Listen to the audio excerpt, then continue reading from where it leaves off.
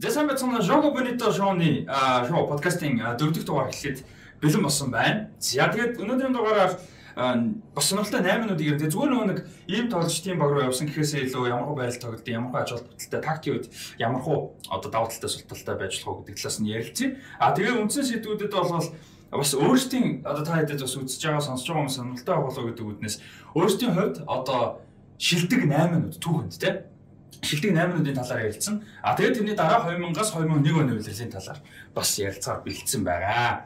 За тэгээд эхлэх үү? За эхлэе. За эхний 8 минутын мэдээлэл бол Бразилийн Сапаоло багаас 19 настай жигүүрэн товтлогч сулгуултай жигүүрэн товтлогч юм байна. Маркиньос гэж тоглогч байл Арсенал авсан байна. 3.5 сая евроор авсан байна. 5 жилийн гэрээ хийсэн юм байна.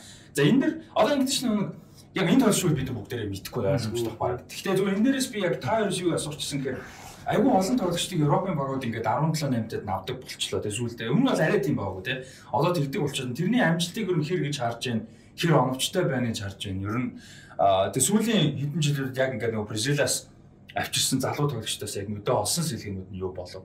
Яг энүүгээр дамжуулаад тийм юм асуу гэж бодчихлаа. Ер нь яг одоо нөгөө үн өрхөөс нөгөө наав гэдэг шүү дээ. Яг л тийм юм. Яг бол одоо энэ Европын багууд чинь энэ нэг тэг 5 дотор нэг мөнгө зарцуулах асуудал болсон тий. 5 сая доллар дотор бол 10 сая доллар дотор ч гэсэн яг юм бол эдэрт бол аюу өнгөтэй болчихж байгаа. Энэ залуучуудыг ингээ багтаад нь аваад өөртөөхөө юугаар сургачаа. Тэгэд хамгийн гол нь урд нь бол одоо үдчиндээ тамирчдын дисциплин одоо сахилга бод ч юм уу тэгээд хандлага ч юм маш олон юмнаас болж асуудал гардаг гэсэн. Энэ буцаад нөгөө цаанаас ирж байгаа тамирчид аюу сургалт болцсон. Нөгөө тамирч нь одоо ерөөхдөө ирээд фейлддэг тамирчдаас их багасчаад байгаа юм. Урд нь фейлддэг бүр амар фейлддэг гэсэн шүү дээ. Амар цаашаа тэгээд бүр дэлхийн супер одоо синч болдог тийм шинүүд бол яг үндэ маш олон байгаа ялангуяа хэрцэлж одоо Робиньог дурдж болж байна. Патог дурдж болж байна. Клеберснийг дурдж одоо Жоо шиг тоглогчдос байна тий. Дурдвал одоо зөндөө одоо Робиньо ч одоо Манчестер Ситид очиж Юнайтед биш юм уу гэж андуурч тэр одоо юу гэсэн үг нэ. Тэр тийм төрлийн нөхдүүд бол маш олон одоо Клеберсэн гэхэл онгоцон сорог хориулаа буужсан гэдэг бас тий. Хар залуугаар болцсон. Хар залуугаар нөгөө нь 10 жилийн юу сургуулаа төгсөө өгч охинтой суудсан. Тэгээ хадам аамаа 9 бос нөхдөг. Одоо тэгмүүд эн чинь буцаад юунуудаа сургалт энэ би дээрээс тэгдэж штэ. Нэг тамирчид зодод тайсан дараа 60% дампуурдаг гэдэг дараа тэгсэн чинь яг тэр дампуурсан нөхдүүдээс нь өөртөө ингээд эндийг намжтаа сургалт явуулдаг. Тэр нь ингээд айгу өгөөжтэй байдаг те. Одоо мөнгөө зарцуулах уу гэдэг. Яг тэрнтэй адилхан одоо энэ Бразил ч юм уу энэ Өмнөд Америкээс ирж байгаа Африк тоглогчдод бол ерөөхдөө фейлд нэг багасаад эхэлсэн. Фейлдсэн ч гэсэн айгу харцсангуу те. Тийм амар тийм өмцөн фейлдэх нь ерөөхдөө багассан. Тийм учраас ерөөхдөө тэр дээрээс нь Европын багууд мөнгөтэй болчих учраас тэрийг ингээд авъя. Залуудад наваад арчээ гэдэг нэг тийм юутай болцсон юм бол би хараад байна л да нэг тийм чиг шугам. Тэгэхгүй одоо ингээл эдгээр чинь Бенфика нөө спортын дээр давж байгаа чинь тэгэл 50 100 хүрэл өвчиж байгаа байхгүй одоо энэ шиг дараа нүнс шиг те. Тэгэхээр ерөөхдөө энэ дээр нь авч байгаа нь ерөөхдөө зүг бах. Тэгээд ер нь бол би бол энэ Арсеналыг яг Мартинелли явсан. Мартинелли ч барьсан шүү дээ те. Мартинелли ч одоо фейлдсэн ч фейлдэг үуч юм дөхөр явж байгаа. Яг дүгнэлт үрэх болоогүй байна л да. Арай залуу байна те. Бас нэг унчааг байна. За тэгээд Маркиньосд бол Сапаолод өнгөрсөн 100 ерөөсөө анхны одоо мэржлийн багийн дебютээ хийсэн. Одоо 1 жил болж байна гэсэн үг шүү дээ. За тэгээд 1 жилийн хугацаанд 42 тоглолтод оролцоод 4 гол оруулсан байгаа. Ер нь одоо Бразилаас гарч ирдэг л юм аягийн тоглогчтой, техниктэй, хурдтай энэ тоглогч. За ер нь бол сая Заяа маань ч гэсэн хэллээ нэг үнд хөрхөөс юм аавна гэсэн агуу чухал юм. Одоо хэдэн жилийн өмнө ийм ойлголт байсан л да. Одоо Өмнөд Америк бол хилийн чанд юм аа тий. Одоо Өмнөд Америк руу одоо юу гэдэг нь за Португал биш бол бус нь одоо нэг айхтар тэгж Португал Испани биш бол тий. Нэг амар тэгж нэг одоо анхаарал хандуулдаггүй. За тэгээд хэдэн жилийн өмнө зүгээр Бенфика тэр одоо Португалаар нь дамжаад ирсэн ч гэсэн бас үн хөлс нь бас харьцангуй боломжийн байсан бол одоо яхахгүй юм болчиход байна. За тэгээд одоо сүүлийн үед бас нэг нэмэгдэж байгаа зүйл юу гэхээр энэ Европын багууч одоо 5 төв даяар скаутинг мундаг хөгжиж байгаа. Өмнө нь бол одоо юу гэдэг нь ганц нэг хүнээр дамждаг байсан бол одоо л ерөөс баг болгоно л скаутууд гэдэг. Аз туртал. Аз туртал ингэ байж. Тэгээд тэр скаутууд нь хараад бас энэ тоглогчийн зөвхөн сүүлийн нэг үлрэлж хараагүй баг. Ер нь хэдэн жилийн өмнөөс харж ирсэн тэгээд дээд ангилалд яаж тоглох нь гэдгийг хараад за тийм байна тий. Авъя да гэдэг. Тийм зүйл бол ерөөхдөө тогтсон баг гэж бодож байна. За тэгээд бас юм байсан шүү дээ. Английн Премьер Лигт бол ер нь Бразилчууд бас нэг айхтар мундаг тогссон түүх бол их цөөхөн байсан шүү дээ. Одоо Бразилчууд бол дэлхийн бусад бүх улсын лигийг эзэгэнсэн байдаг бол Англид нэг сайн тоглолт. Ер нь Өмнөд Америктэй. Тийм Өмнөд Америктэй. Гэтэл одоо ингэ сүүлийн үед хараад тахт бол Англид бол одоо Өмнөд Америкт их мундаг тоглож байгаа. Сүүлийн хэдэн жил ялангуяа. Тэгэхээр бол одоо ер нь тийм нэг ямар нэгэн тийм хуучны тийм ойлголт тийм зүйлүүд бол бүх юм ингэ байхгүй болсон болохоор илүү чөлөөтэй. Тийм болж байгаа гэж харж байна. Дээрэс нь одоо юу гэж Бразилчууд Португалаар дамжтын айгу зүв байсан л. Яг юм бол тэр хүмүүс чинь соёл нь хэл нь ойролцсон учраас одоо шийдвэл бид нар ч өөртөө ингэ гадаад даах очоод шоконд ордон шүү дээ. Би шийдвэл анх ингэ сургуульдаа саксны баг тоглоод ингэ саксныхаа хэллгүүдээ сайн мэдэхгүй. Яг нь тэзэж би өөрийнхөө тоглож чаддгүй, муу тоглож байхгүй, хөлбөмбөг тоглох гэсэн айцсан байхгүй яах вэ? Just in case гэдэг. Тэгээд тэгэхээр энэ нөхдүүд бол тэр байтугай юу явж байгаа? Мэргэжлийн төвшин. Би чинь зүгээр нэг хэдэн сонирч чинь төвшин тоглолтод ингээд чи яг юу гэдэг байгааг нь мэдэхгүй одоо тэг гүд энд юу гэсэн үг ингээд гэсэн. Одоо энэ сайн палтал гэсэн үг байхгүй тийм. Тэгэхээр тэдтэй тунаа Бразил энэ нөхдүүдүүд бол яг үүндээ зарим гутал муталчгүй байсан нөхдүүд дөнгөж анхны дебютэйг л удаагүй ингээд Европ руу очиж аюу хэцүү байдаг байх. Тэгэхээр ер нь бол тэр Португалаар Испаниар дамжтны угаасаа зүг байсан баг. Тэгээ яг хэл бэлтгэл болчихсон. Бэлтгэл болоо. Одоо Африк ч манай Испаниар илүү дамждаг болчиход байгаа шүү дээ. Африкт өмнө Францаар дамждаг байсан. Одоо Испаниар илүү дамждаг болсон. Тиймэрхүү бас гараад тэгж л бодож шүү дээ. За тэгээд дараагийн энэ зуны би нэг юм зачгүй сая. Яг нэг дамжтыг ярьж чадаа ярьж очсон. Энэ агентууд гэдэг байгаа шүү дээ. Скаутууд гэдэг байгаа шүү дээ. Скаутууд бол дэлхийн. За одоо тэгээд зарим хүн аль нь л хийж байгаа. Давхар тэгээд юу очиж байгаа шүү дээ. Хөлөмгч өрөмгөтэй болгол нөө скаутууд дээр зарцуулж байгаа мөнгүүд нэх болоод нөгөө хэд тоон ирсэн дээ. Тэгэхэд тэгээд Монголчлал одоо холбогдсон байхгүй юу? Хүүхдэн чектэд одоо ингээд 13 4 хүүхдээ. Тэгэхдээ тэр хүүхдийн 2 3 жил тэр Питер Чехийн гаргасан агент харж агаад тэгээд тэр хүүхдийг гэрээ болж авсан ч. Тэгэхээр гүүр тийм жоохон ус нь чек дүртэлтэй гэж харж. Тэгэхээр тэр бол Бразилд бол угаасаа бүр тэр хүүхдүүд бол 10 11-тэй баг нөгөө листүүд байгаа. Тэгээд тэрнээсээ XL те за энэ гайгүй тэгэл яг мэржлийн төвшөнд орвол за энийг гэж болох юм байна гэж санд болохоор тэгээд авд болж байгаа шүү дээ би бол. Тийм баг. Тэгээ одоо бас нэг том сэдв нөгөө амжилтанд хүрч чадаагүй тоглогчд нөгөө айгүй хэцүү байдаг. Ялангуяа нөгөө насанд дөнгөж хүрээ тэгээ хөлбөмбөгийн карьер нь явахаа болдог ч юм уу эсвэл бүр зарим нь хайдаг те. Тэгэнгүүт нөгөө амьдрал болчтой. Нөгөө боловсрал хэцүү. Өөр мэрэгжил байхгүй. Асуужуулах gaаж чадахгүй. Тэгээд тэрийг бас нөгөө одоо зөөлрүүлэх гээд гэх юм уу да Европын клубудаас айгүй олон клуб би яг одоо нөгөө бэлдсэн сэдв биш болохоор. Гэтэ хэд хэдэн клубуд бас юу яаж байгаа юм бэ? Бэлтгэлийн юм систем үүсгэж байгаа. Академис ингээд мэргэжлийн баг руу орж чадахгүйгээр одоо хасагдсан тоглогчтой шүү дээ. Мэргэжлийн болж чадахгүй гэсэн үг шүү дээ. Тим тоглогчтой ингээд 2-3 жилийн нөгөө юу яадаг? Одоо зөвлөгөө гэдэг гэх юм уу? Мэргэжлийн зөвлөгөө мөнгөлөө ажил олоход нь тусалж өмсөлтэй ингээд дараагийн карьер руу тиймэрхүү систем бас эхлүүлж байгаа юм байна. Академис хасагдсан тоглогчтой энэ төр гээд бас тиймэрхүү юм байх нь бас чухал байд юм шиг байна. Бид нар ч нөгөө дандаа л нөгөө од болцсон ч юм уу эсвэл амжилтанд хүрсэн тоглоод улчраа олцсон хүмүүсийг л хараад байгаа шүү дээ. Тэнгүүд цаана ингээ хэдэн 100 мянган хүн ер нь дэлхийн левелд хэдэн 100 мянга те Европод хэдэн мянгаараа ингээл яаж идэг хасагдчихэдэг. Тэгээд Европод өөрсөнд нь ч бас сургалт болж шүү дээ. Ингээд урд нь зөндөө тамирчид амьдралаа алдсан те. Тэнгүүд за энэ бас хүнийг бас ингэж болохгүй байна те. Бид нар бол мөнгөний л өгөөд тэгээд хүмүүс ингээд мөнгө авахаас гадна давхар өөр юм бас хэрэгтэй байдаг гэдэг. Европын том баг өөрсдөө ойлгоод ингэж ярьж байна гэж хараад байгаа шүү дээ. Тэгээд тоглогчд бас нөгөө зодог тайлхаас өмнө дараагийнхаа карьер суурийг тавьдаг болцсон те. Дасалжуулагч байд юм уу, бизнес байд юм уу, юу байд юм те. Бас сонирхолтой байна.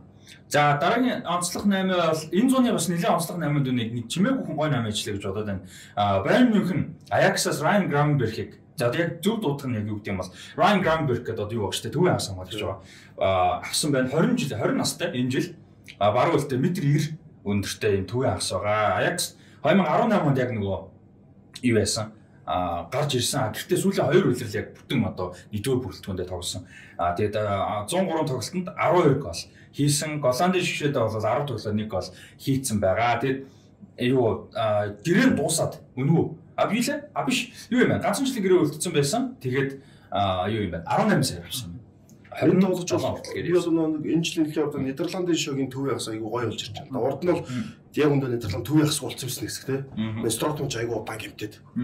Рома тогтоо. Тэгээд одоо ингээд De Jong, Gravenberch, Wijnaldum одоо нэг Аталантагийн нөө хин нэг гол хар ажлын нийтэм нөхөр байгаа шүү дээ. Аталантагийн гол тийм битлээ. Нидерландын сая өнгөрсөн Европ тоглосон. Ч нэр нь орж гарч ирэхгүй ч. За стart за ингээд дөрөв ингээд аймаг сонголт болчихоо. Тэгвэл Bayern München ч гэсэндээ наад чимээс айгүй юу болчиход байна л да. Bayern München яг энэ кросс авсанаас төвийн асуудал жоохон тийм оромс гарсан шүү дээ. Одоо Кимих л шүү дээ. Кимих ч одоо бүр амар төв асуулчлаа шүү дээ. Наа чи нэлээд том нөлөө үзүүлж чадах. Том биттэй тийм найруулга гэдэг юу гэдэг нь гоё л доо тий. Тэгээ одоо энэ FBref гэх сайт дээр агуу гоо статистикнууд байдаг. Тэгээд FBref дээр яг одоо хэв маягийн хувьд статистикийн хувьд хамгийн төстэй хоёр тоглогч нь одоо Европын хөлбөмбөс Федерико Валверде, Рубен Лофтус-Чик хоёртой. Тийм одоо хэв маягийн хувьд авьяас чадвар бол мэдээ биш. Хэв маягийн хувьд бол хамгийн төстэй гэсэн байсан. Тэгээд ер нь сүүлийн одоо дөнгөж 20-той мөртлөө Гравенберг бол ерөөсөө анхны удирлаас гарч ирснээс хойш л хэрэгдэжсэн. Ерөөсөө та хэд бас анзаарсан байх гэж бодож байна. Яг Эрик Тен Хаг тасаж удагчийн дорол ер нь нэлээд сайн тоглож байгаа. Одоо энэ тэгэхээр бас их том 8-ууд шилжилтүүд явна л байна. Юу гэхээр мэдээж Аяксын академи гэдгээр ямар чухал вэ те. Одоо Эрик Тен Хаг явна гэдэг маань одоо Эрик Тен Хаг одоо чинь Юнайтед очиод Деонгийг авч гэх юм. Тен Хаг явснараа Аякс олон хүмүүсийг алдах тийм магадaltaй зүйл бас үүсэж байгаа байхгүй. Ямар ч гэсэн одоо ингээ Гравенберг явчлаа. За тэгээд хин бас айгүй олон одоо Барселона ч гэсэн сонирхоод байсан. Нүсэр Мазрави гэдэг баруун хамгаалагч, Марокко хамгаалагч бол бас Евро явсан. Байерн Мюнхен руу явсан байгаа. Ер нь бол Аякс 137 тоглолтод 10 гол хийсэн. Бас давгүй ер нь зүгээр хамгаалагч бол бас голтой. Тэгээд ер нь товтлогоо нэлээд ихтэй оролцдог. Тэгээд Бенжамин Павар ер нь нэг тийм очсноос хойш нэг тийм амар сайн ерөөсө тоглож чадахгүй шүү дээ Мюнхен. Тэгээд ер нь бол Павар нэлээд өрсөлдөөн болох болов. Тэгээд гарааны төлөө гэж харж байна. Ер нь энэ 8-уудаас харахад тэгээ одоо Масарио Манег авахгүй ер нь ярьж байгаа тий. Тэгээ Левандовски явах нь бол тодорхой болсон. Тэгэхээр Мюнхнийг ер нь хэр явна гэж бодож байна. Өнгөрсөн үеэр бол нэлээд уналттай жил байлаа шүү дээ. Одоо Мюнхний амжилтыг Германы Бундеслиг төрүүлснээр нь дөнгөж хэцүү. Тийм, Брезент мэдээлэл авах тий. Тэгэхээр одоо юу гэдэг нь дэлгэн чихтийг авсан өгөөгээр л одоо хэмжих гээд байгаа. Гэтэ Байерн явж одоо юу гэдэг нь тийм амар үнэтэй 8 хийдэггүй тий. Одоо мөнгө байсан ч бид нар Мессиг авахгүй гэдэг л зүйл баг шүү дээ. Тэгэхээр Байерн бол одоо яг нэлээд тийм одоо 7 хэмжиж нэг огтлог гэдэг шиг за бараг л 10 хэмжиж нэг авч байгаа баг. Тэгээд Германчууд өөрөө Нидерландуудын скаутуудыг бол сайн мэддэг. Тэгэхээр бол энэ Мюнхний 8-ууд бол ер нь алдахгүй байх гэж би бодож байна. Одоо ингээ харахаар Гравенберг, Мазрави за тийм 90 Манег авах юм бол манай нийлээд ерөөсөө 40-50 хүн сайл баг. Манай энэ зам зарлж магадгүй л гэдэг юм яа. Одоо Байерны нэг тийм шилжилт аюу эрчтэй явж штэ нийл. Тийм.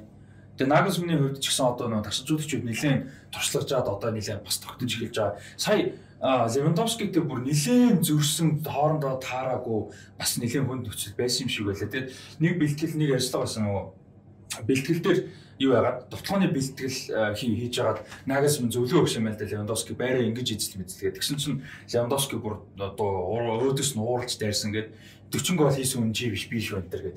Тэгээ бүр тэрнээс хойш бол баг харилцаа байна. Одоо наац нэг асуудал байгаа байхгүй юу гэхээр Левандовски Nagelsmann хоёрч баг хэцүү байгаа. Насын баг ахуу Левандовски арай ахуу зүйл баг цацуу тийм би Левандовски 87 он баха. Тэр хавцаа. Би цаад хоёрч хэцүү гэж бодоод. Тийм шинэ хавцаа. Тэгэхээр мэдээж нэг том од тоглогчийн үед бас нэг өөр юм бодлоо байгаа. Коуч мэдээж нэг өөр юм хийх гэдэг. Энд бол зөрөн үүснэ. Тэгэхээр одоо юу гэдэг Байерн угаасаа Nagelsmann-ыг ажилуулах юм бол Nagelsmann-ыг хүссэн тийм Nagelsmann-ыг сонсох тоглогчдоор л цөмийг бүрдүүлэхээс арга баг. Тий. Nagelsmann-ыг хүндлэх нас нь хамаагүйгээр ядаж хүндлэхээр тий. Тэгэхгүй бол одоо Lewandowski-г бол биш хэцүү байхгүй амар том тасалжуулагчдын дор тоглоос хүрсэн тий. Тэнгүүд өөртөө чадсан нөхөр ирээд яаж ч төрлөл 40-50 гол хийдэг хүнд чинь нэг хүн ирэнгүүт ингэж байгаа. Яг зөв гэж байгаа юм биш л тий. Гэхдээ бас тий. Тэгээд хиний хувьд бол Мазравигийн хувьд үнэгүй ирсэн, гэрээнд дууссан. Тэгээд ер нь бол Барселона авна гэж бас нэлээд санагч байсан. Тэгээд Мюнхен 4 жилийн гэрээгээр авч байгаа юм байна. Тэгээд яг статистик хэмээгийн хувьд бол Алфонсо Дэвис Жоо Кансело хоёртой харьцуулсан байсан. Тэгээд энэ бол бас айгүй өндөр одоо мундаг том харьцуулалт. Тийм. Тэгээд энэ бол зөвхөн статистик харьцуулалт. Тэгэхээр бас маш сайн тоглож байна гэсэн үг шүү дээ. Тэр өөр чинь бас нэлээд өөр тоглож. Тэгэхээр яа тийм би бас гайхаад энэ хоёр одоо комбайнад нийлээ комбайн аль алийнхын юунуудтай төстэй байна гэсэн. Одоо хурдтай морхоо супер дэмжтэй юм байна. Тийм, тэгсэн хурдтай байна. Тийм. Тэгэд бас энийг хүмүүс юу яаж байна? Одоо та бас FBref ер нь сонирхоод үзээрэй. Статистикууд ингэж харьцуулдаг. Одоо зүгээр юу гэдэг Голландын лиг тоглож байгаа тоглогчид Голландын лигтээ сайн тоглосон, Премьер лиг сайн тоглогчийг хооронд шууд биш. Яг нэг аль альныхын стандартад оруулж харьцуулдаг.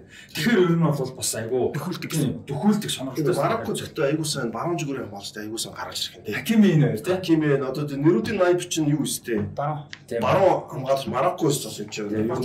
Депортиво байсан. Тэгээд юу байсан? Одоо бидний ярих гэж байгаа энэ жил тухайн үед ч юм бол Испанийг бол бэлгэдлийн шигшээд өмнө жил бэлгийн жилөө орж ирсэн. Тийм тоглогчтой нэрүүдийн найп чинь. Одоо тэгээ Марокко гэснээс ийм байна л да. Өмнө одоо юу гэдэг зөвхөн Африк тоглогч нар бол Францаар дэмждэг байсан бол одоо бол ерөөсөө яг нь Испани ер нь бас их голцсон Нидерланд болцсон. Одоо 2018 оны дэлхийн арга шалралт тэмцээнд Мароккын шгшөөг орсон шүү дээ. Мароккын шгшөөгийг би ингэж үзсэн чинь 23 тоглогчийн 10 нь Нидерланд бүрдсэн байсан. Тийм бас нэг Нидерланд ч өөрөө нэг тийм уурхаатай болчиход байгаа. Одоо Франц нэг уурхаатай байсан бол одоо Нидерланд нэг тийм том уурхаатай. Наа чи тэгээд одоо бид цаашаа харах шууд нэг улсуудын цагаачдын бодлого хэрэг үүсэж байгаа. Яг тэрнтэй шууд холбож ууж ярих юм. Одоо шийдэл Австрали хэвтэл энэ өнгөрсөн жил үү саяхан би харлаа юу ягаад Австрали цагаачлалцсан нөхдөл байгаа шүү дээ.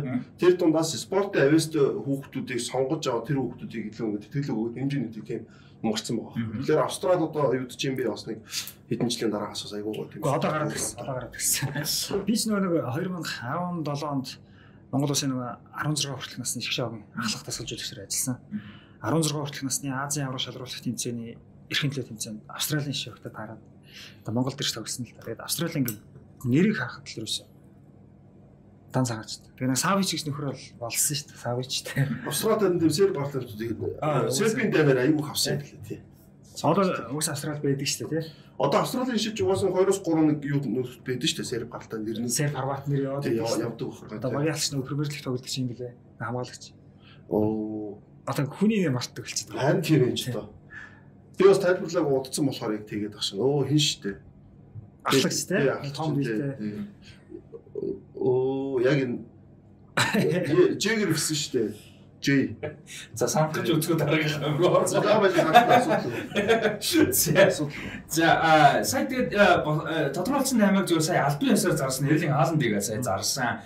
За аав нь бол Альфин Жолонд бол Манчестер Ситид 2000 оноос 2003 оны хооронд тоглож ирсэн нөгөө Рой Кин Единак байхгүй. Нэг гим Майк Единак байхгүй да. Нэг хүнд гимтэйгээд Рой Кинийг гимтэйгээд тэгээд жилийн дараа 2 жилийн дараа өшөөгөө авч ингээд карьерийг дуусгах зөв. Тэр хааланд аваа юм уу? Тийм тэр хааланд. Тэр хааланд ч одоо Эрлинг Хааланд аваа шүү дээ. Оо заахан гар. Тэг карьерийн өвдгийг бяцлаа хийсэн шүү дээ. За тэгээд Хааландд бол за Молдод карьер эхлүүлсэн. 50 тоглолтод 20 гол хийж шууд карьер эхлүүлж байгаа юм жоохносоо тий. За тэгээд Зальцбургт 29 тоглолтод 27 гол дараа нь хийсэн. Тэгээд Боруссия Дортмунд сая 2 жил тоглохдоо юунд жил хагас юм одоо тий. Тоглохдоо 86 тоглолтод 89 голыг оруулсан байгаа. За тэгээд Норвегийн шгшэд бол дөнгөж сая бас юу Nations League тоглоод нийт 20 тоглолтод 21 гол оруулаад байгаа. Тэгээд жаахан сая ярьж. Ер нь бол яг одоогийн стандартаар бол маш бага болж байгаа шүү дээ. Тэгээд Willis Klaus гэж одоо нөгөө нэг гэрээнд нь бол заацсан байна. Дортмундад хааланд гарч идэхгүй байж тэгээ Борус авч ирсэн шүү дээ энэ бол тий. Одоо ингээр байгаа байхгүй шүү. Түрүүний United авах гад бас үтс. Тэгээд досон дөрөөр сошиал нутаг тийм Молдод үе тасалжуулж ирсэн шүү дээ. Тэгээ одоо яг ийм байгаа байхгүй. Мань үний ч одоо Молдод тогтол асар хямдхан байсан. За боли Зальцбург тогтоол боломж юм байсан.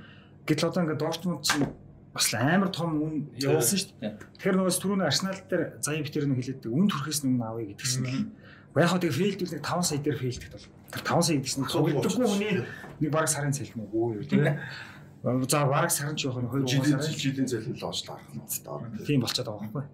Тэгэхээр тийм энэ бол яг үн үрхээс өмнө авсан. Дээрээс нь энэ Хааландын хувьд бол юу юм бэ л да.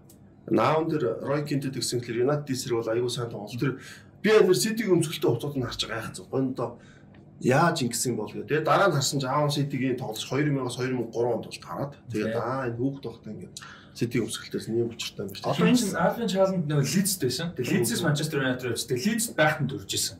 Хааланд. Манай бол Англи төрсэн юм. Лидс төрсэн.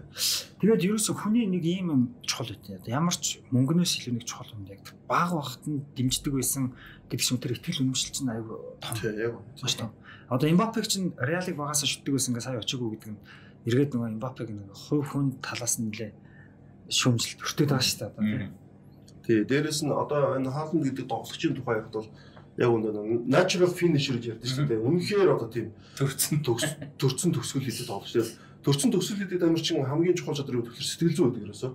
Одоо тоглож хийж байгаа нөхдүүд бол жоохон тийм илүү дутуу юм боддгоо жоохон тийм мангар хүмүүс байх хэрэгтэй байхгүй. Энэ бол илүү их юм боддог юм. 2-3 тоглолт гол хийхгүй явчихаар л 9 үсээ боддог. Одоо би ингээд дахиад гол хийхгүй яах вэ? Энэ мангар төгөхөөс л зүгээр илүү инстинктэд авдаг. Тий, тийм нэг тийм боддог. Одоо тийм Jordan Kobe одоо энэ Роналдо өдрийн чинь чадвар нь ерөөсөө тэр штэ. Одоо Зидан мэдээ сэтгэл зүйн амар тэ. Тэгэхээр Хааланд чинь хамгийн том чадвар нь сэтгэл зүйн аягүй бол. Одоо сайн ингээд төрөлхийн төгсгөх чадвар гэдэг л штэ.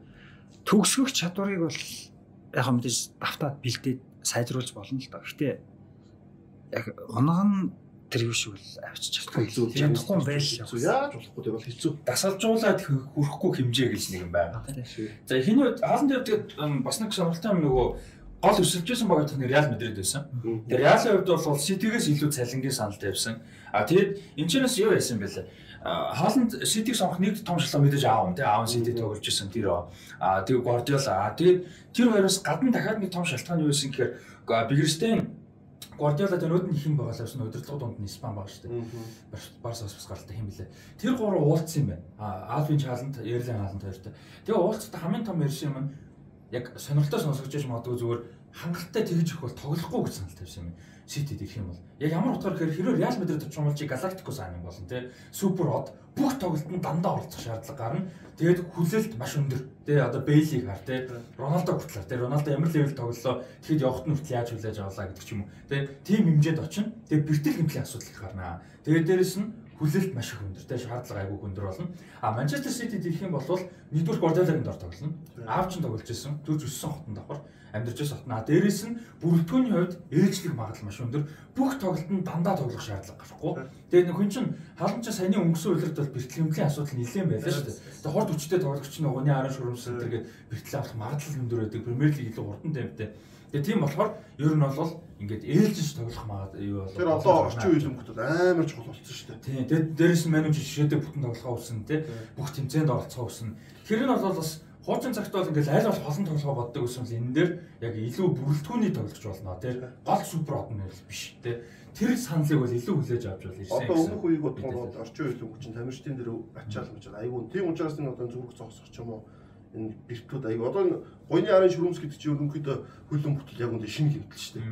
Яг л энэ чинь бас сүүлийн хэдэн жилийн тий. Тийм энэ чинь бол одоо юу гэдэг чинь одоо маш өндөр төсрэлтэй хурдан хүмүүсийн хэмтэл. Одоо хөнгө атлетикийн 100 м 200 м дээр спринтерүүдийн одоо хамгийн их авдаг хэмтэл байхгүй юу. Тэгээд хөлөн бүгч чи одоо Криштиано Роналдо Бэлэр өдөр юунд Реал авах хэлжсэн. Энэ хоёр бол Олимпийн 100 м-ийн финалыг өгч гэж байгаа байхгүй юу. Сүүлийн дээр 8 нөхрийн дунд зогсож чадхаар тийм хурдтай хүмүүс байгаа байхгүй юу. Медаль авахгүй ч гэсэн. Медаль авахгүй ч гэсэн тэгээ Усайн Болтоос нэг хэдхэн дойлоо авах. Тэгэхээр эн чинь хөлөн бүгч нар өөртөө ямар амар өндөр түвшинд очсон. Ямар ачаалтай. Тэгэхээр энэ амралт гэдэг бол чухал. Дээрээс нь би энэ хааландыг Сити явсаар Гвардиолад аягүй том давуу тал болсон. Яг бол Гвардиолагийн нэг юм ихлээр ингээд үр дүнг нэгдүгээр тавьдаггүй учраас нэг юу байдаг. Сэтгэл зүй тийм шаардсан тоглолтууд хожигчдаг юм аврууд л юм те. Тэгвэл энэ хааландд нөхөр чинь сэтгэл зүй аягүй өндөртэй байхгүй. Энэ баг давхар тэр сэтгэл зүйг нь авчирч чадах хэмжээний тоглолт нь би энэ хааланд болгож байна. Гвардиола ч бас тэрийг аягуусаа мэдчихлээ болох л та тий. Тийм хаалт өнгөрсөн хин Сити Гвардиола өнгөрсөн жил бол Кэнийг авах гэж 120 сая саналтай бай. Тэгээд Даниэл Леви бол зөвшөөрөөгүй шүү дээ. Одоо шийдвэл Монголд хамстрын гэр гарч. Би шийдвэл лигийн хамгийн урд нь тоглож байсан. Би нэг ч хамстрын бэлтгэл авч үзээгүй. Одоо хамстрын гэх байх шүү дээ. Одоо бол тэнгуү заа шал өөрчлөлт. Бэлтгэлийн нөө техник өөрчлөгдөж шаардлага өндөр болсон баг тий. Ялангуяа улирлын ихний тоглолтууд бол их баг шүү дээ. Яг одоо жигдрээд ирвэл гайвал дээ. Тэгээ сонин би ерөөсөө хамстрын бэлтгэл авч үзээгүй шүү. Тэр үеийн бэлтгэлийн өөр л байсан. Тэгсэн бас би энтэйж оролцсон үл өмгийн лиг дээр уралдыг жоо гүйцэтгэв гэсэн. Тэгээд одоогийн бас тоглолт нь шал өөр болж байна. Хэм байгаад гүү хийхтэй. Тийм. Одоо өмнө нь болоод юу гэдэг хамгаалчаад ерөөхдөө зогсож болдог. Тоглосон өмгөө алцаад ор зогсож болдог бол одоо чинь багаараа зогсохгүй тийм ийм болчих болохоор. Тэгээд дандаа прессингүүд. Манай Монголын лиг дээр өөр болсон. За яг бидний үеч нэг нэг ард насаа цөлдөг үнтэй урд насаа гүйдэг үнтэй байсан шүү дээ. Тэгээд хоёрчиг бараг харьцаж яхах тийм юу гэсэн шүү дээ. Одоо шал өөр болчиход байгаа шүү. Тэгвэл дэлхийн хөлбөмбөр ямар болчих вэ? Прессинг гэдэг нь бол таасал. За сая тэгээд нөгөө нэг сошиал медиа гарч айгуугаа харьцуулаа одоо тийм Манчестер Сити давтлагч авсан бол Ливерпул одоо манай явган тодорхой болоод зөрүүлээд ургаа давтлагч Дарвин Нуньезийг Бенфикаас авсан. За Дарвин Нуньезийн хувьд бол 99 оны 6 сарын 24-нд төрсэн. Месситэй нэг өдөр төрсэн юм байна. Мессиг Барсад ирэхээс нэг жил өмнө төрсэн. Нэг өдөр төрсэн юм байна. Тэгээд одоо 22 настай гэсэн. Баруун хөлтэй. Тэгээд тэр давтагчаар тоглоно. Бас зүүн зүгүүрийн одоо вингер гэж ярьдаг. Тэгээд зүгүүрийн давтагчаар одоо Манегийн байрал дээр гэх юм да Луис Диасын байрал дээр бол бас тоглодог. Метр 87 онортой юм давтагч байгаа. Тэгээд Уругвайгийн бас нэлээд алдартай одоо хоёр баг байдаг. Тэрний нэг нь одоо Пеньярол гэж багаас бол гарч ирсэн. Анх бол нүүтэн Дануби. Дануби бол одоо бүр утгагүй. Одоо Уругвайгийн нэрлж болох 10 од байлаа гэж 9 Данубиос нэг нь Пеньяролоос гарч ирдэг. Ер нь бол Пеньяролоос үлийн жилүүд бүр аягуусаа болчихсон. Тэгээ сүүлийн жилүүд Пеньяролоос арай гарч ирж байгаа. Хуучны одоо бол бүгдээрээ Данубиос гарч ирсэн байдаг. За тэгээд энэ бас их сонирхолтой. За Пеньяролоос бол ингээд 22 тоглолтод оролцоод 4 гол хийсэн. Тэгээ 17 тоо дебютээ. Тэгээ тэрний дараа Испаний Сегунда дивизион буюу 20 дугаар лигт байдаг Альмерия баг 13 сая еврогоор юу авчихсан. хэнийг авчихсан, Дарвин Нуньесийг авчихсан. Тэр нь Сегунда дивизионы түүхэнд рекорд, Альмерио багийн түүхэнд рекорд. Энэ бол бас их сонирхолтой тий. Тэгээд 30 тоглосон гол юм байна. Тийм, 30 тоглолтод 16 гол хийсэн. Эргэмүүдтэй шууд. 18 штэй байсан гэсэн үг шүү дээ. За тэгээд дараа нь Бенфика юуныга түүхэнд, Бенфика клубыга түүхэнд бас рекорд эвдэж 25 саяар Дарвин Нуньесийг авсан. Тэгээд тэр жилдээ тэрнээс хойш за ер нь бол одоо өнөөдрийг хүртэл 85 тоглолтод 48 голыг оруулсан. За ялангуяа саяны 2021-с 22 оны үед нийт 41 тоглолтод оролцоод 34 голыг оруулсан. За энэ нь зөвлөлд тэр 25 саяар авсан нь өөрөө Бенфикагийн одоо худалдаж авсан рекорд болсон бол Сегундагийн Альмериагийн бас зарсан рекорд бас болж исэн. Ийм бүр ингээд ерөөсөө баг шилжих болгондоо рекорд эвдэж явсан. За тэгээд одоо 75 сая еврогоор бол Ливерпулд ирж байгаа. За энэ нь бас Ливерпулийн түүхэнд дээд рекорд болж байгаа. Дээд рекорд болж байгаа. Одоо тэгээд түрүүний юу болох гэдэг нөө Европын богод мөнгөтэй болчихсон шин байхгүй. Бодлоо. Сегундагийн Альмерия 13 сая еврогоор авна ч юу гэсэн үг. Гэтэ энэ бол би бас гайхаад байгаа. Мөнгөтэй одоо Сегундагийн багууд бол ер нь 4-5 саяд л яригддээ шүү дээ. Багуудын 8 минут нь том тоглогчтой тэгж авдаг. Тэгэхээр Нуньесийг 13 саяар авч ирсэн гэхээр би бас гайхаад байгаа. Мөнгөтэй болсон гэхэд 13 саяар хэр багийн тоглож авсаар авахгүй шүү дээ. Сегундагийн багууд. Бүх юмаа дэнчин тавиал. Тийм. Чемпионшипын багууд 10 саяар авах бол гайгүй байхгүй. Мөнгөтэй шүү дээ чемпионшип. Сегунда бол мөнгө муутай байхгүй. Тэгэхээр үнэхээр сонирхолтой. Бүр амар том риск. Наа чи амар том юу яасан юм байна. Би тэгтээ үүнд дараа нүүнсийн тоглолт үзэг энэ хэмжээний үнэ тоолж өнөөдөр жоох эргэлзээл байгаа. Яг нэг үг. Тэгээ 3 дахь шилжилтэн дээр рекорд хийж шилжиж байгаа хүн бас ямар хөвгтэй сонирхолтой л тий. Түүхэн мундаг биш тий. Тийм гайхалтай. Өчигдөр ерөөсөө рекорд хэвдэл яваад шүү дээ тий. Тэгээд бас Альмерия ч айгүй том бас ингээд нөгөө нэг юу зөв шийдвэр гаргасан нь Бенфикад зарахтаа дараагийнх нь 8-ны 20% орлогыг авч гэрээ хийсэн. Тэгвэл одоо 75-аас чинь 75-ын 20% шууд. Тэгээд цаана нөгөө 25 сая айд он гэж байна шүү дээ. Энэ бол одоо нөгөө одоо чинь 70 доор авд юм уу, Champions League авах, Premier League янз бүр юм шүү дээ. 100% 25 доор хүрэхгүй. Гэхдээ янз бүр. Тэгээд тэр бүхнээс нь бас 20% аав. Альмерия. Тэгэхээр одоо Дарвин Нуньес бол гэрээ нь зааж хаан тэмдэглээ.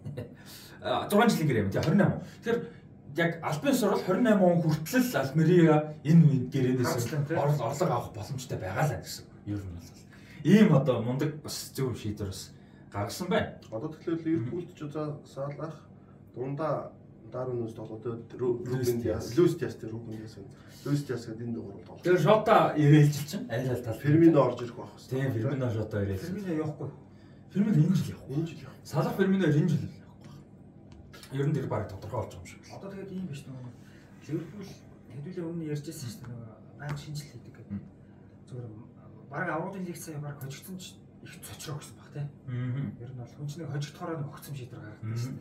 Тэгэхгүй одоо тэгээд төрүүлсэн бол магадгүй зүгээр энэгээр дахиад нэг байч хийж бодох байсан гэлээ. За хэний Нуньес хэвдэл ингэсэн баг. Нэг сар бас яаж хийсэн бэлээ. Ер нь Луис Диас, Нуньес хоёр гол 8 гэсэн зуны. Тэгээд Луис Диасыг бол цаг хойшуулж болохгүй юм байна. Өөр багууд маш их өндөр саналууд тавиад байгаа юм байна гэж юу яагаад бол сонгоод бол тэр үед нь авсан. Тэгээ Нуньесийг бол нөгөө багууд итгэл жоон баг байсан. Ер нь бол Манчестер Юнайтед сонгож ирсэн. Гэхдээ шууд ингээд нөгөө яаж авах нь 50 хандаад тэгээ ер нь одоо сайн нэлээд ихтэй. Яг Манчестер Юнайтед өсөлтөөр өсөлдсөн. Гэхдээ хангалттай санал бол 50%. Ливерпулийн урд ингээд Европ тоглож байхгүй. Тэгээ Европ тоглож байхгүй гэсэн.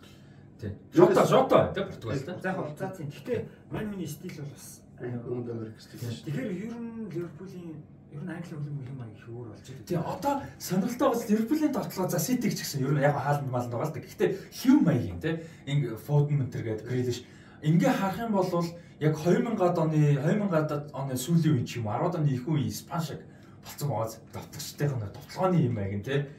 Одоо United ч гэсэн яг хүссэн хэмжээнд тоглож чадахгүй байгаа ч гэсэн тоглогчдын наадам бол юм. Амар тийм солонгорч шүү дээ. Дэлхийн хөлбөмбөгийн хамгийн солонгорсон одоо лиг байж байгаа. Тийм хэмээн гэж ойлгож байна тий. Өчний тоглолт одоо тэр Өмнөд Америк, Африк стилийн тоглолтууд тий бүх юм биш үү тэгэхээр. Дээрээс нь энэ дээр чи сая би юу хэлэх гэж байлаа. Дарвин Нуньес, Луис Диас юу хагаад орчод Фермино угаасаа өөрөө тэгсэн байсан.